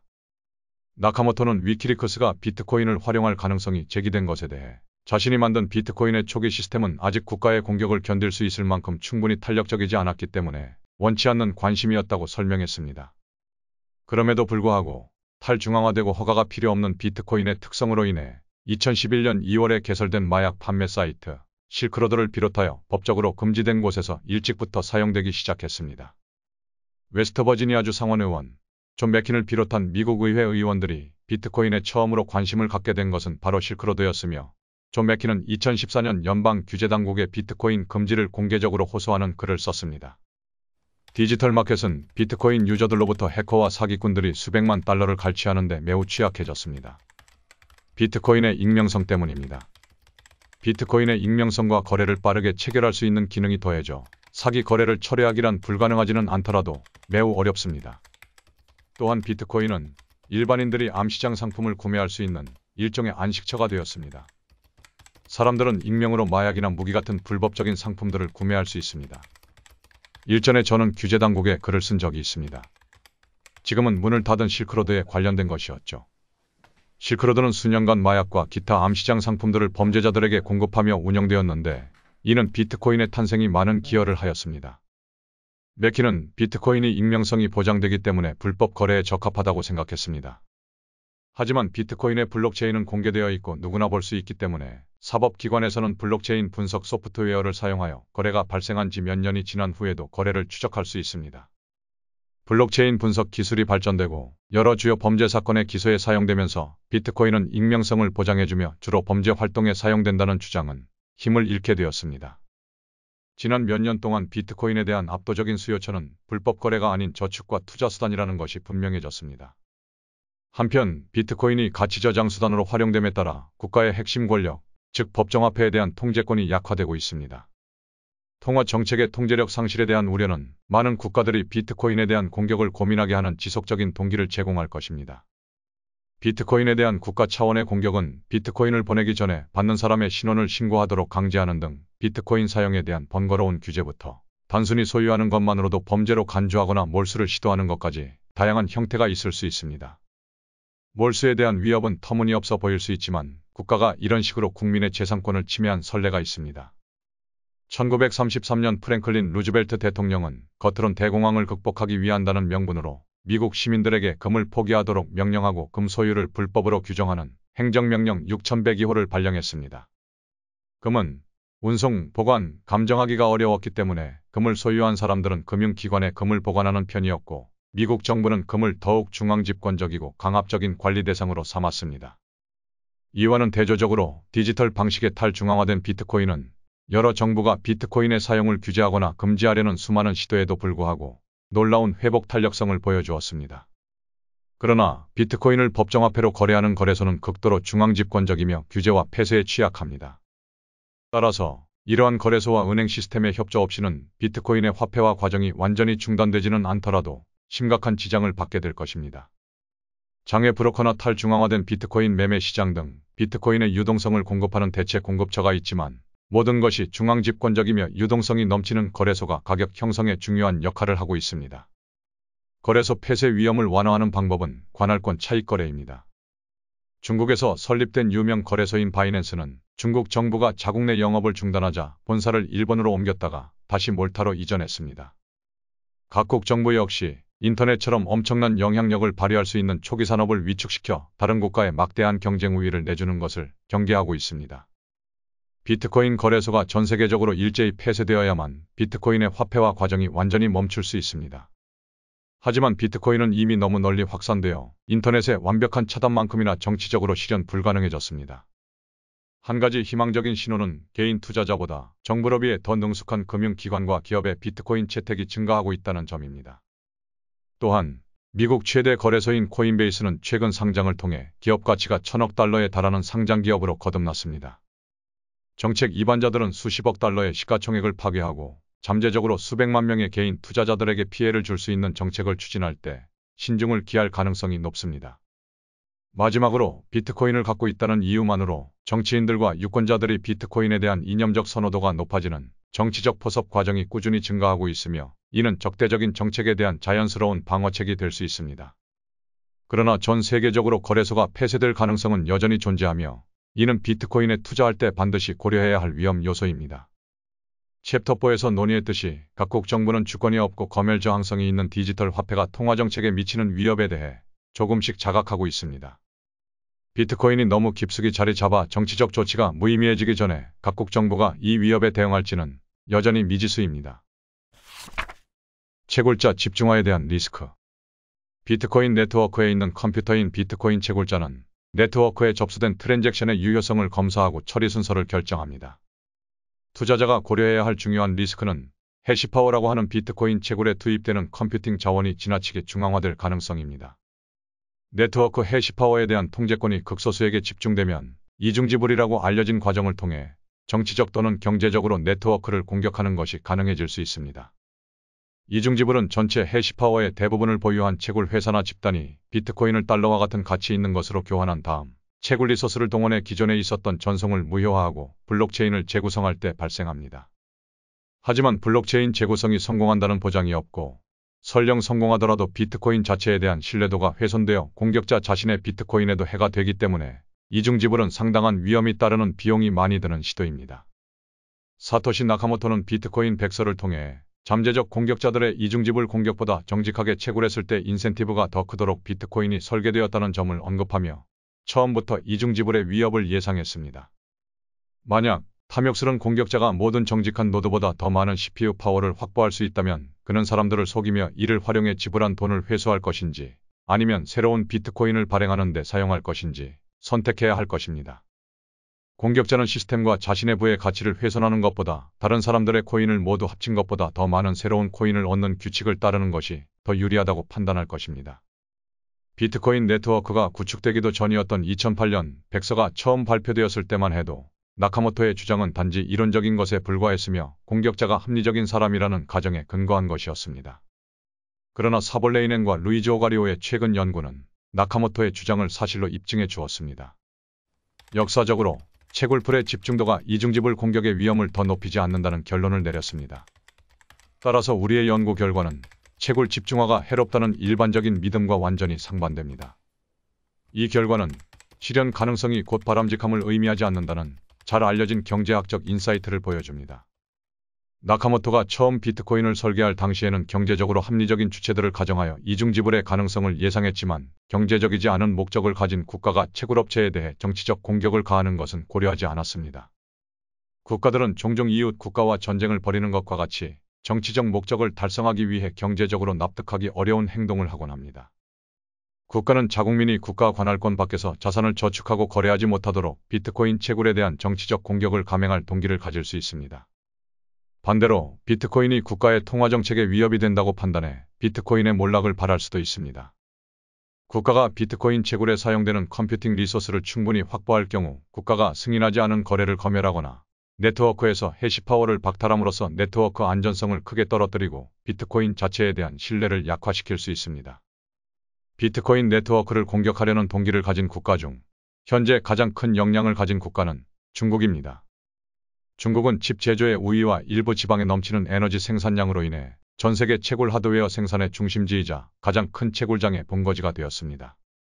2019년 코인시어스 리서치의 연구에 따르면 비트코인 해시파워의 65%가 중국에서 발생한다 라고 추정했습니다. 중국 정부가 채굴 하드웨어를 생산하는 회사와 직접 채굴을 하는 회사를 국유화한다면 비트코인 네트워크 운영에 심각한 위협이 될 수 있습니다. 중국 정부가 비트코인을 공격할 리스크를 제거할 방법은 없지만 공격이 발생하더라도 이를 무력화할 수 있는 강력한 옵션이 있는데 바로 비트코인의 작업 증명 방식을 변경하는 것입니다. 이 강력한 옵션을 완전히 이해하기 전에 비트코인 채굴의 역사를 간략히 살펴볼 필요가 있습니다. 2009년 비트코인 네트워크가 탄생한 이후 채굴에 사용되는 컴퓨터는 소비되는 에너지 단위당 생성되는 해시파워를 최대화하기 위해 점점 더 전문화되어 왔습니다. 초기에는 네트워크 참여자들이 일반 컴퓨터를 채굴에 사용했지만 2010년 5월 라즐로 하네츠는 GPU로 알려진 이미지 처리에 최적화된 컴퓨터 칩이 일반 CPU보다 채굴에 훨씬 더 효율적이라는 사실을 발견했습니다. 하네츠의 발견은 채굴 하드웨어 개발의 시작을 알렸고 궁극적으로 비트코인 채굴을 위한 특정 목적에 특화된 집적 회로 A식의 탄생으로 이어졌습니다.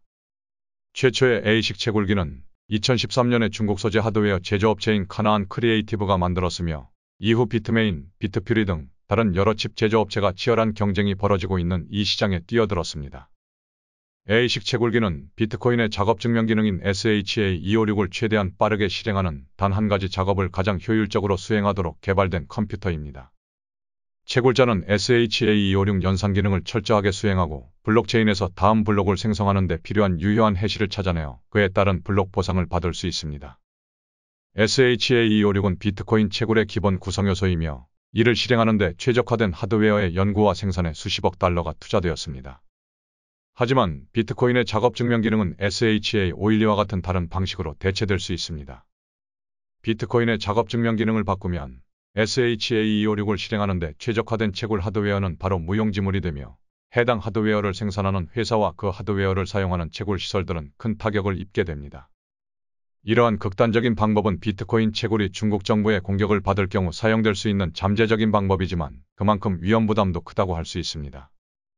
비트코인 네트워크 참여자들과 비트코인을 저축수단으로 보유하고 있는 투자자들의 압도적인 합의 없이 작업 증명 기능을 변경하면 네트워크가 분열되고 커뮤니티는 각자가 선호하는 네트워크가 진짜 비트코인이라고 주장하며 진영 싸움으로 번질 수 있습니다.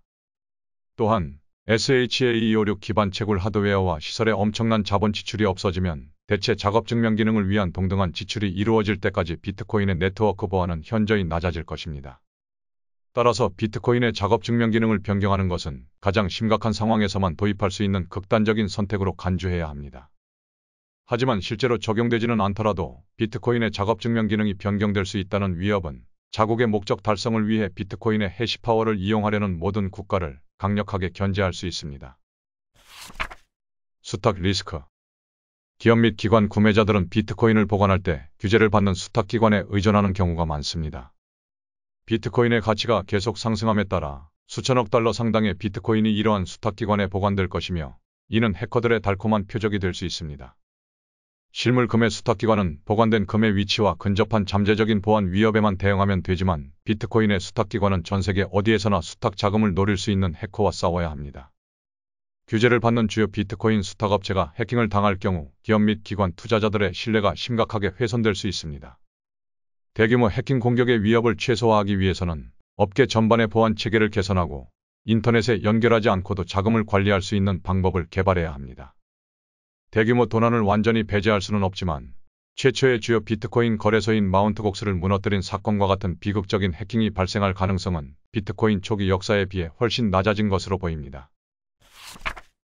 연방준비제도 정책 리스크.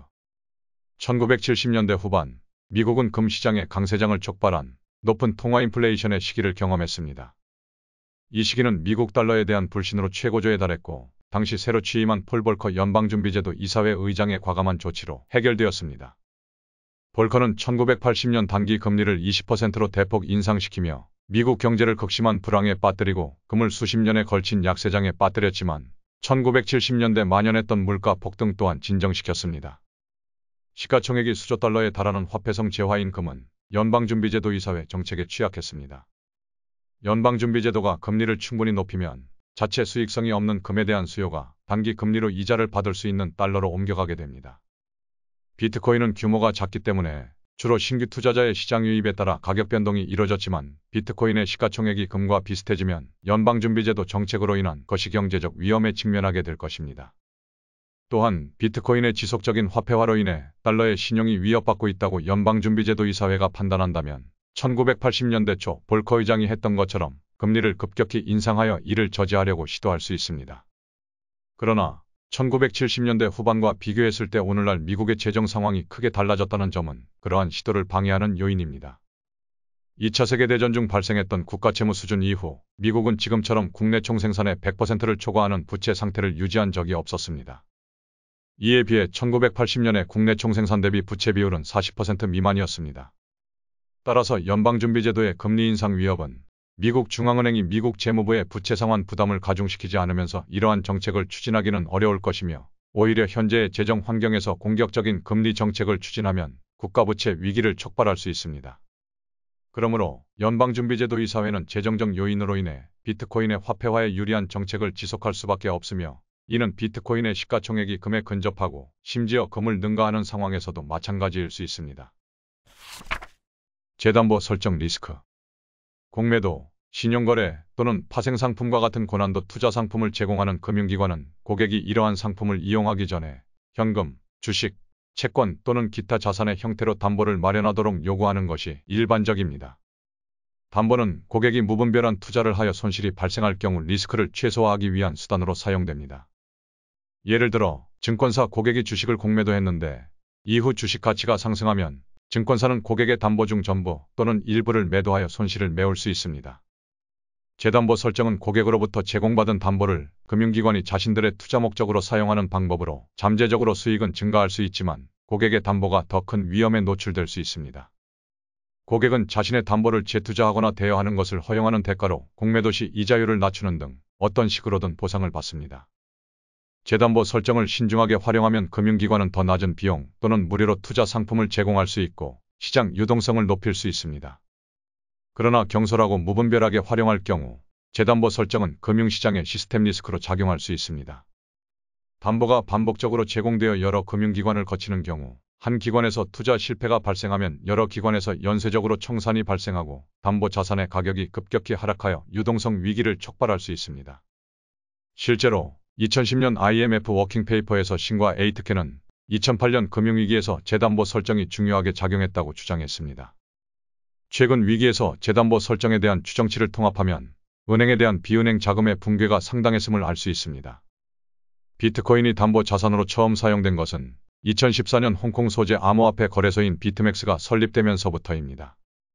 비트맥스의 고객들은 거래소에 비트코인을 예치한 다음 무기한 스왑 계약과 같이 다양한 파생상품 계약에 베팅할 수 있었습니다. 비트맥스가 제공하는 계약들은 고객이 비트코인의 선물 가격과 레버리지에 베팅할 수 있는 환경을 조성했습니다. 법정화폐로 예치할 필요가 없는 거래소 서비스를 제공함으로써 비트맥스는 상품선물거래위원회와 같이 관련 시장을 규제하는 기관의 규제를 피할 수 있었고 이를 통해 사업을 빠르게 성장시킬 수 있었습니다. 2020년 8월까지 비트맥스의 거래량은 750억 달러에 달했고 공동 창업자들은 억만장자가 되었습니다. 선구적인 비트코인의 담보 사용과 비트맥스의 재정적 성공은 그 누구도 주목하지 않을 수 없었습니다. 이후 1898년에 설립되어 현재 비트코인 선물 계약을 제공하는 전통적인 시카고 상품 거래소부터 고객이 비트코인에 대한 이자를 받을 수 있는 블록파이에 이르기까지 많은 기업이 비트맥스의 뒤를 따랐습니다. 시장 평론가 라울 팔은 비트코인을 순결한 담보라고 표현했으며 실제로 비트코인의 태생적 속성과 시장의 특성으로 인해 비트코인이 이상적인 형태의 담보라는 인식이 점점 더 확산되고 있습니다. 첫째, 비트코인은 매일 수십억 달러가 거래되는 전 세계적으로 매우 유동적인 시장을 가지고 있습니다. 둘째, 비트코인 시장은 일반 주식시장과 달리 언제나 열려 있기 때문에 금융기관은 자신들의 포트폴리오의 위험이 높아진다고 판단되면 언제든지 비트코인 담보물을 매도할 수 있습니다. 셋째, 비트코인은 채권과 다르게 제3자의 의무가 없으므로 거래 상대방 위험이 줄어듭니다. 넷째, 비트코인은 금과 다르게 디지털 자산이므로 쉽고 저렴하게 소유할 수 있기 때문에 담보로 사용하기에 편리합니다. 비트코인이 이상적인 형태의 담보라는 인식이 확산됨에 따라 이러한 목적으로 점점 더 많이 사용된다면 비트코인의 화폐화 수요의 주요한 공급원이 될 것입니다. 그러나 담보 자산으로서 비트코인 활용도가 높아진다면 그에 따른 무책임한 재담보 설정의 리스크가 수반됩니다. 초기 산업인 만큼 투자자들은 비트코인을 담보로 받아 투자하는 기관의 계약 조건을 주의 깊게 살펴봐야 합니다. 비트코인 재담보 설정 리스크는 아마도 주식이나 채권과 같은 다른 자산보다 훨씬 더 클 것입니다. 유동성 위기 상황에서 많은 금융기관이 담보로 잡힌 채권을 강제로 매각해야 한다면 가격 폭락은 채권의 현금 흐름으로 보호될 것입니다. 비트코인의 가치에 대한 안전장치를 제공할 현금 흐름이 없다면 비트코인의 유동성 위기는 급격한 가격 폭락을 초래할 수 있습니다. 세 번째 챕터에서 화폐의 경로의존적 특성에 대해 살펴보았듯이 비트코인의 가격 폭락은 향후 화폐화 가능성에 대한 기대치를 크게 변화시켜 그 과정을 방해하거나 심지어 중단시킬 수 있습니다. 재담보 설정의 리스크에 대한 가장 큰 보호장치는 강력한 시장 규제와 담보 투자 관리에 사용되는 제어장치에 대한 업계의 투명성입니다. 보통 규제는 상품선물거래위원회와 같은 규제 기관의 감독을 의미합니다만 실제로 이러한 관료 조직은 수십 년 전에 고안된 낡은 규제에 의존하는 경우가 많아 새롭고 혁신적인 산업을 이해하고 충실하게 감독하기엔 어려움이 있습니다.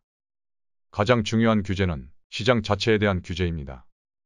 무책임하게 투자하는 기관은 도태되도록 내버려두고 2008년 금융위기 때와 같이 잘못된 행위에 대한 처벌을 통해 업계의 잘못된 관행이 고착화되지 않도록 해야 합니다. 불완전한 대체 가능성 리스크. 비트코인 블록체인의 개방적이고 투명한 특성으로 인해 국가는 특정 비트코인이 불법적인 활동에 사용되며 오염되었다고 규정할 수 있습니다. 프로토콜 레벨에서의 비트코인 검열 저항성은 이러한 비트코인의 전송을 허용하지만 거래소나 판매자가 이러한 오염된 비트코인의 사용을 금지하는 규제가 등장한다면 해당 비트코인은 거의 가치가 없어질 수 있습니다. 그러면 비트코인은 화폐의 중요한 속성 중 하나인 대체 가능성을 잃게 됩니다. 비트코인의 불완전한 대체 가능성을 개선하기 위해서는 프로토콜 레벨에서 거래의 프라이버시를 향상시키는 개선이 이루어져야 합니다. 이와 관련하여 모네로와 지케시처럼 앞서 개발된 디지털 화폐가 있지만 비트코인의 효율성 및 복잡성과 프라이버시 사이에는 기술적으로 큰 트레이드오프가 존재합니다. 비트코인의 가치를 훼손하지 않는 선에서 프라이버시를 강화하는 기능을 추가할 수 있을지는 여전히 미지수입니다. 결론. 비트코인은 화폐화의 수집품 단계에서 가치 저장 수단으로 전환하고 있는 초기 단계의 화폐입니다. 비주권적 화폐 재화인 비트코인은 향후 어느 시점에 19세기 고전적인 근본이제 시절의 금처럼 글로벌 준비통화가 될 가능성이 있습니다. 비트코인이 준비통화로 채택되는 것은 비트코인의 낙관적인 전망이며 사토시 나카모토는 2010년 초 마이크 헌과의 이메일 대화를 통해 이를 언급했습니다. 비트코인이 전 세계 상거래 일부에 사용된다고 가정하면 2100만 개뿐인 비트코인의 개당 가치는 훨씬 더 높아질 것입니다. 이러한 주장은 첫 번째 비트코인 소프트웨어가 공개된 직후 나카모토가 보낸 비트코인을 처음으로 수령한 천재적인 암호학자 할피니에 의해 더욱 설득력을 얻었습니다. 비트코인이 성공하여 전 세계에서 사용되는 주요 결제 시스템이 되었다고 상상해보세요. 그렇다면 화폐의 총가치는 전 세계 모든 부의 총가치와 같아야 합니다. 현재 제가 파악한 전 세계 총가계 자산의 추정치는 100조 달러에서 300조 달러에 이릅니다. 비트코인을 2천만 개로 계산하면 각 비트코인의 가치는 약 1천만 달러가 됩니다. 비트코인이 본격적인 준비통화가 되지 않고 단순히 비주권적 가치 저장 수단으로서 금과 경쟁하게 된다 하더라도 현재의 비트코인은 상당히 저평가되어 있습니다. 현존하는 금의 시가총액 약 10조 달러를 현재까지 발행된 비트코인의 공급량에 대입해보면 비트코인 한 개당 약 54만 달러의 가치가 산출됩니다. 챕터 2에서 살펴본 바와 같이 화폐성 재화가 가치 저장 수단으로 적합해지는 속성을 고려하면 오래된 역사를 제외한 모든 항목에서 비트코인은 금과 비슷하거나 우월합니다. 시간이 흐르면서 린디 효과가 적용됨에 따라 오래된 역사는 더 이상 비트코인의 경쟁 우위가 되지 못할 것입니다. 따라서 향후 10년 안에 비트코인이 금의 시가총액에 근접하거나 이를 넘어설 것이라는 예상은 결코 터무니없는 것이 아닙니다. 다만 이러한 주장에서 주의할 점은 금의 시가총액 중 상당 부분을 중앙은행이 가치 저장 수단으로 보유하고 있다는 점입니다. 비트코인이 금의 시가총액에 도달하거나 이를 능가하기 위해서는 국가들의 참여가 필요합니다. 서방의 민주주의 국가들이 비트코인을 소유할지 여부는 불분명합니다. 안타깝게도 보잘것없는 독재국가들과 약탈국가들이 비트코인 시장에 먼저 진입할 가능성이 더 높습니다. 비트코인 시장에 참여하는 국가가 없더라도 비트코인에 대한 낙관적인 전망은 여전히 유효합니다. 개인 및 기관 투자자만 사용하는 비주권적 가치 저장 수단인 비트코인은 여전히 수용 곡선의 초기 단계에 있습니다. 소위 말하는 초기 대다수는 이제 막 시장에 진입한 반면 대다수의 후발주자들이 진입하기까지는 아직도 몇 년이 더 걸릴 것으로 보입니다. 개인 투자자, 특히 기관 투자자의 참여가 확대된다면 10만 달러에서 25만 달러 사이의 가격 수준도 충분히 기대할 수 있습니다. 비트코인을 보유하는 것은 전 세계 사람들이 참여할 수 있는 몇 안 되는 비대칭 투자 중 하나입니다. 콜 옵션과 마찬가지로 투자자의 손실 가능성은 1배로 제한되는 반면 잠재적 상승 가능성은 여전히 100배 이상입니다. 비트코인은 정부의 잘못된 경제 운영으로부터 자신의 자산을 보호하고자 하는 단지 전 세계 사람들의 열망으로 규모와 범위가 가득 찬 최초의 진정한 글로벌 버블입니다. 실제로 비트코인은 2008년 글로벌 금융 대참사의 잿더미에서 불사조처럼 나타났습니다. 비트코인은 금융적인 측면 외에도 비주권적 가치 저장 수단으로 떠오르면서 지정학적으로도 중대한 영향을 끼치게 될 것입니다. 인플레이션을 유발하지 않는 글로벌 준비통화가 등장하면 국가들의 주된 자금 조달 메커니즘은 인플레이션에서 직접 과세로 바뀌게 될 것이며 이는 정치적으로 크게 달갑지 않을 것입니다. 독점적인 자금 조달 방식을 과세로 전환하면서 겪게 될 정치적 고통에 비례하여 국가들의 규모가 축소될 것입니다. 또한 어떤 국가도 다른 국가에 비해 특권을 가져서는 안 된다는 샤를 드골의 열망에 부합하는 방식으로 세계무역이 정착될 것입니다. 우리는 세계대전이라는 큰 불행이 닥치기 전과 마찬가지로 논쟁의 여지가 없는 화폐 기반 위에 그리고 특정 국가의 표식이 없는 화폐 기반 위에서 국제무역이 이루어져야 할 필요가 있다고 생각합니다. 지금으로부터 50년 후 그 화폐의 기반은 비트코인이 될 것입니다. 에필로그. 위대한 논쟁. 비트코인이란 무엇인가요?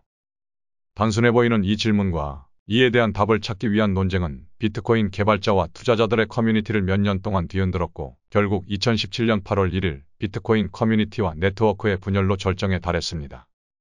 사토시 나카모토가 비트코인을 만든 후 몇 년이 지나지 않아 두 개의 이념적 진영이 등장했고 각 진영은 비트코인의 미래에 대한 서로 다른 비전을 내세웠습니다. 첫 번째 진영은 비트코인을 중앙 통제 지점이 없는 비자나 페이팔과 같은 결제 시스템으로 생각했습니다. 이들은 비트코인을 거래수단으로 사용하는 것에 대해 강조했으며 화폐는 주로 교환수단으로서의 역할에 의해 정의된다고 믿었습니다. 두 번째 진영은 비트코인의 검열 저항성을 강조하며 특정 이익단체의 비트코인 프로토콜 통제권을 양도하는 것의 위험성을 경고했습니다.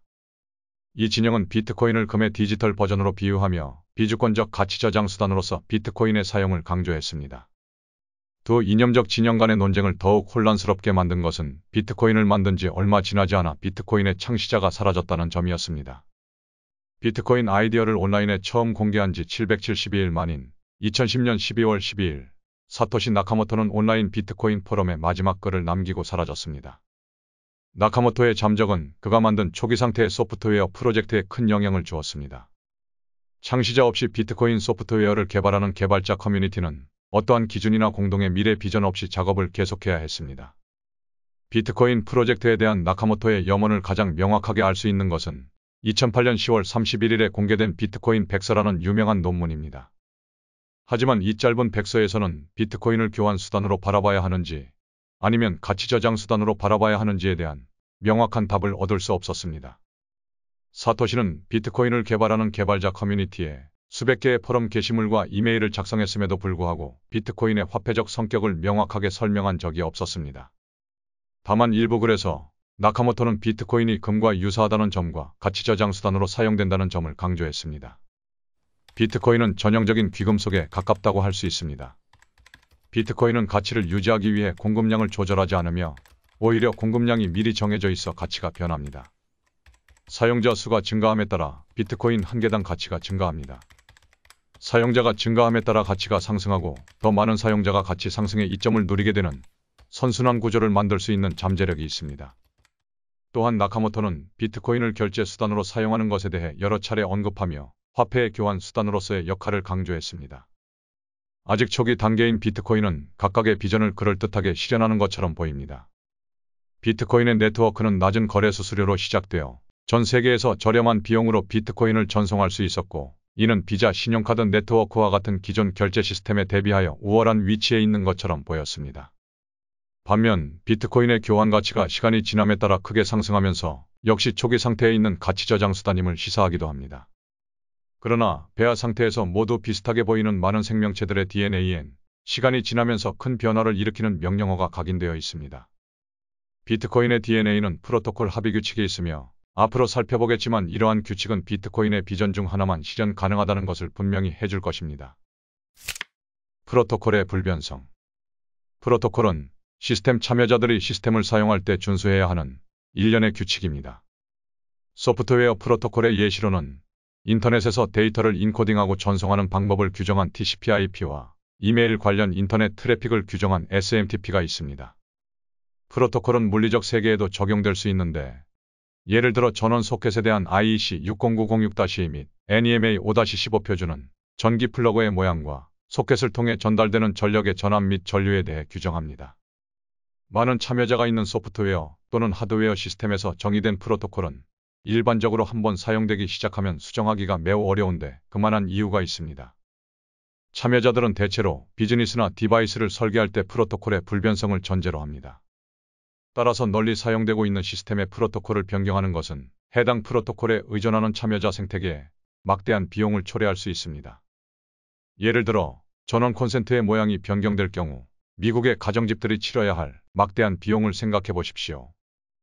미국 전역의 모든 콘센트를 교체해야 하고 이전 콘센트 모양에 맞춰져 있던 모든 기기를 폐기하거나 새로운 모양을 사용할 수 있는 아답터를 준비해야 할 것입니다. 프로토콜 업데이트에 따른 비용 부담을 피할 수 있는 방법은 이전 버전의 프로토콜을 사용해온 시스템에 영향을 주지 않도록 하는 하위 호환 업데이트입니다. 예를 들어 1924년에 발명된 접지 슬롯은 이전 버전과 호환되는 방식으로 소켓을 개선하여 감전의 위험을 줄였습니다. 두 개의 단자가 달린 전기 플러그를 사용하는 구형 기기는 여전히 새로 설계된 콘센트에서 사용할 수 있었습니다. 2009년 1월 9일 사토시 나카모토가 비트코인의 소스 코드를 공개했을 때 그는 본질적으로 인터넷을 통해 가치를 전송하는 프로토콜을 만든 것이나 다름없었습니다. 나카모토는 자신의 아이디어가 실제로 네트워크에서 작동하는 순간 비트코인 프로토콜을 이전 버전과 호환되지 않게 변경하는 것은 불가능하지는 않더라도 매우 어렵다는 것을 깨달았습니다. 2010년 6월 17일 나카모토는 이에 대해 0.1 버전이 출시되자마자 핵심 설계는 사실상 확정되었습니다. 라고 말했습니다. 분열. 비트코인 프로토콜은 비트코인 네트워크에서 전송되는 메시지 중 유효한 메시지를 규정하는 규칙으로 정의되며 이러한 규칙은 네트워크에서 비트코인 소프트웨어를 실행하는 컴퓨터에 의해 실행됩니다. 이른바 합의 규칙을 준수하지 않는 컴퓨터는 네트워크에서 거부됩니다. 합의 규칙 중 가장 유명한 규칙은 블록당 얼마나 많은 비트코인을 새로 발행할 수 있는지를 결정하는 규칙입니다. 블록 보상 규칙은 비트코인의 전반적인 인플레이션 계획을 정의하고 총 발행량이 2100만 비트코인을 넘지 않도록 제한합니다. 또 다른 중요한 규칙은 각 블록의 최대 사이즈로 새 블록이 채굴될 때마다 처리할 수 있는 총 트랜잭션 수를 제한합니다. 이 규칙은 원래 초창기 네트워크에 대한 서비스 거부 공격, 즉 디도스를 차단하기 위한 수단으로 2010년에 만들어졌습니다. 비트코인 블록 사이즈 규칙은 비트코인의 미래를 두고 논쟁을 벌이는 두 진영 간의 주요 쟁점이었습니다. 빅블로커라고 불리는 한 진영은 블록 크기가 더 커지고 더 많은 트랜잭션을 담을 수 있도록 비트코인 프로토콜의 변경을 원했습니다. 결정적으로 제한된 변경사항은 이전 버전과 호환되지 않으며 모든 네트워크 참여자가 만장일치로 동시에 적용하지 않으면 네트워크가 분열될 수 있었습니다. 비트코인을 주로 거래수단으로서 사용하고자 하는 기업의 니즈를 충족시켜야 한다며 빅블로커들은 비트코인을 마이크로소프트 워드와 같이 자주 업그레이드해야 하는 소프트웨어로 바라봤습니다. 스몰 블로커라고 불리는 다른 진영은 이러한 변경에 반대하며 형식적인 업그레이드를 추진하는 기업이 비트코인에 대한 통제권을 갖게 될 것을 우려했습니다. 또한 블록 사이즈를 늘리면 더 비싼 하드웨어를 사용해야 하기 때문에 비트코인의 탈중앙성이 약화되고 상대적으로 경제력이 부족한 참여자들은 네트워크에서 이탈하게 될 것이라고 경고했습니다. 스몰 블로커들은 비트코인을 소프트웨어가 아닌 프로토콜로 바라보며 규칙을 변경함으로써 발생할 수 있는 생태계에 대한 비용을 강조했습니다. 더 중요한 것은 하나의 합의 규칙을 변경하는 것이 쉬워지면 블록 보상 규칙을 포함한 다른 모든 규칙을 변경하기가 더 쉬워질 것이라는 점을 스몰 블로커들은 인식했다는 것입니다. 가치 저장 수단으로서 비트코인에 대한 수요 중 상당 부분은 고정된 발행량이라는 통화정책의 신뢰에 달려있기 때문에 비트코인의 블록 사이즈를 변경하면 그 신뢰가 간접적으로 약화될 수 있습니다. 두 비트코인 진영 간의 치열한 논쟁은 2017년 8월 1일 빅블로커 진영이 더 큰 블록을 수용하기 위해 컴퓨터 소프트웨어를 수정하고 다른 비트코인 네트워크와 호환되지 않게 만들면서 극에 달했습니다. 새로운 소프트웨어로 구동되는 컴퓨터는 기존 비트코인 네트워크에서 거부되었으며 포크라고 알려진 과정을 통해 자체적으로 두 번째 네트워크를 형성했습니다. 비트코인 캐시로 알려진 두 번째 네트워크는 시장에서 거래할 수 있는 별도의 토큰을 가지고 있었습니다. 그 후 비트코인의 미래에 대한 질문은 비트코인과 비트코인 캐시가 서로 거래되고 있는 시장으로 옮겨졌고 어느 코인의 비전이 더 많은 투자자들의 수요를 이끌어낼지에 대해 경제학적 테스트가 이루어졌습니다. 그 후 몇 년 동안 시장은 오리지널 네트워크와 비주권적 가치 저장소인 비트코인의 비전에 압도적인 찬성표를 던졌습니다. 비트코인 캐시 네트워크는 점차 유명무실해졌고 소규모 커뮤니티는 계속되는 내분과 분열로 몸살을 앓았습니다. 대단원의 막. 기존의 합의 규칙을 고수했던 비트코인 네트워크에 대한 시장의 지지는 비트코인이 업그레이드가 가능한 소프트웨어라기보다 사실상 불변하는 프로토콜로서의 역할에 더 큰 가치를 두고 있다는 점을 분명히 했습니다. 합의 규칙이 고정된 프로토콜인 비트코인은 블록 사이즈와 블록당 처리할 수 있는 트랜잭션 수를 계속 제한할 것입니다. 비트코인의 어답션이 증가할수록 트랜잭션을 처리할 한정된 블록 공간의 수요가 증가할 것이며 이는 시간이 지남에 따라 거래 수수료가 증가할 수밖에 없음을 의미합니다. 따라서 비트코인 네트워크는 커피나 빵 구매와 같은 소액 결제에는 적합하지 않으나 글로벌 금융 시스템을 뒷받침하는 고액 송금 결제에는 여전히 유용할 것입니다. 비트코인을 이용한 소액 결제는 라이트닝 네트워크와 같은 비트코인 네트워크 위에 구축된 레이어나 은행과 같은 수탁 송금 레이어에서 이루어질 것입니다.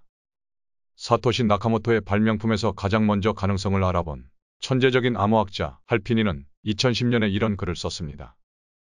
전 세계의 모든 금융 거래를 모든 사람에게 전파하고 블록체인에 기록하기엔 비트코인만으로는 역부족입니다. 더 가볍고 효율적인 2차 레벨의 결제 시스템이 필요합니다. 저는 비트코인의 궁극적인 운명이 자체 디지털 화폐를 발행하는 은행의 준비 통화 역할, 이른바 강력한 화폐가 되는 것이라고 믿습니다.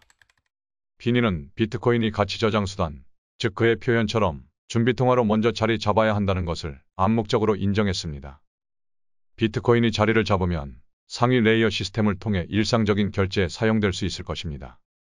그는 비트코인이 비자나 페이팔과 직접적으로 경쟁하는 결제 시스템이 아니라 새로운 글로벌 금융 시스템의 기반이 될 비주권적 가치 저장소로서 훨씬 더 중요한 역할을 할 것이라는 점을 이해했습니다. 비트코인에는 합의규칙이라는 DNA가 태생부터 담겨져 있었으며 이것이 바로 비트코인의 숙명입니다.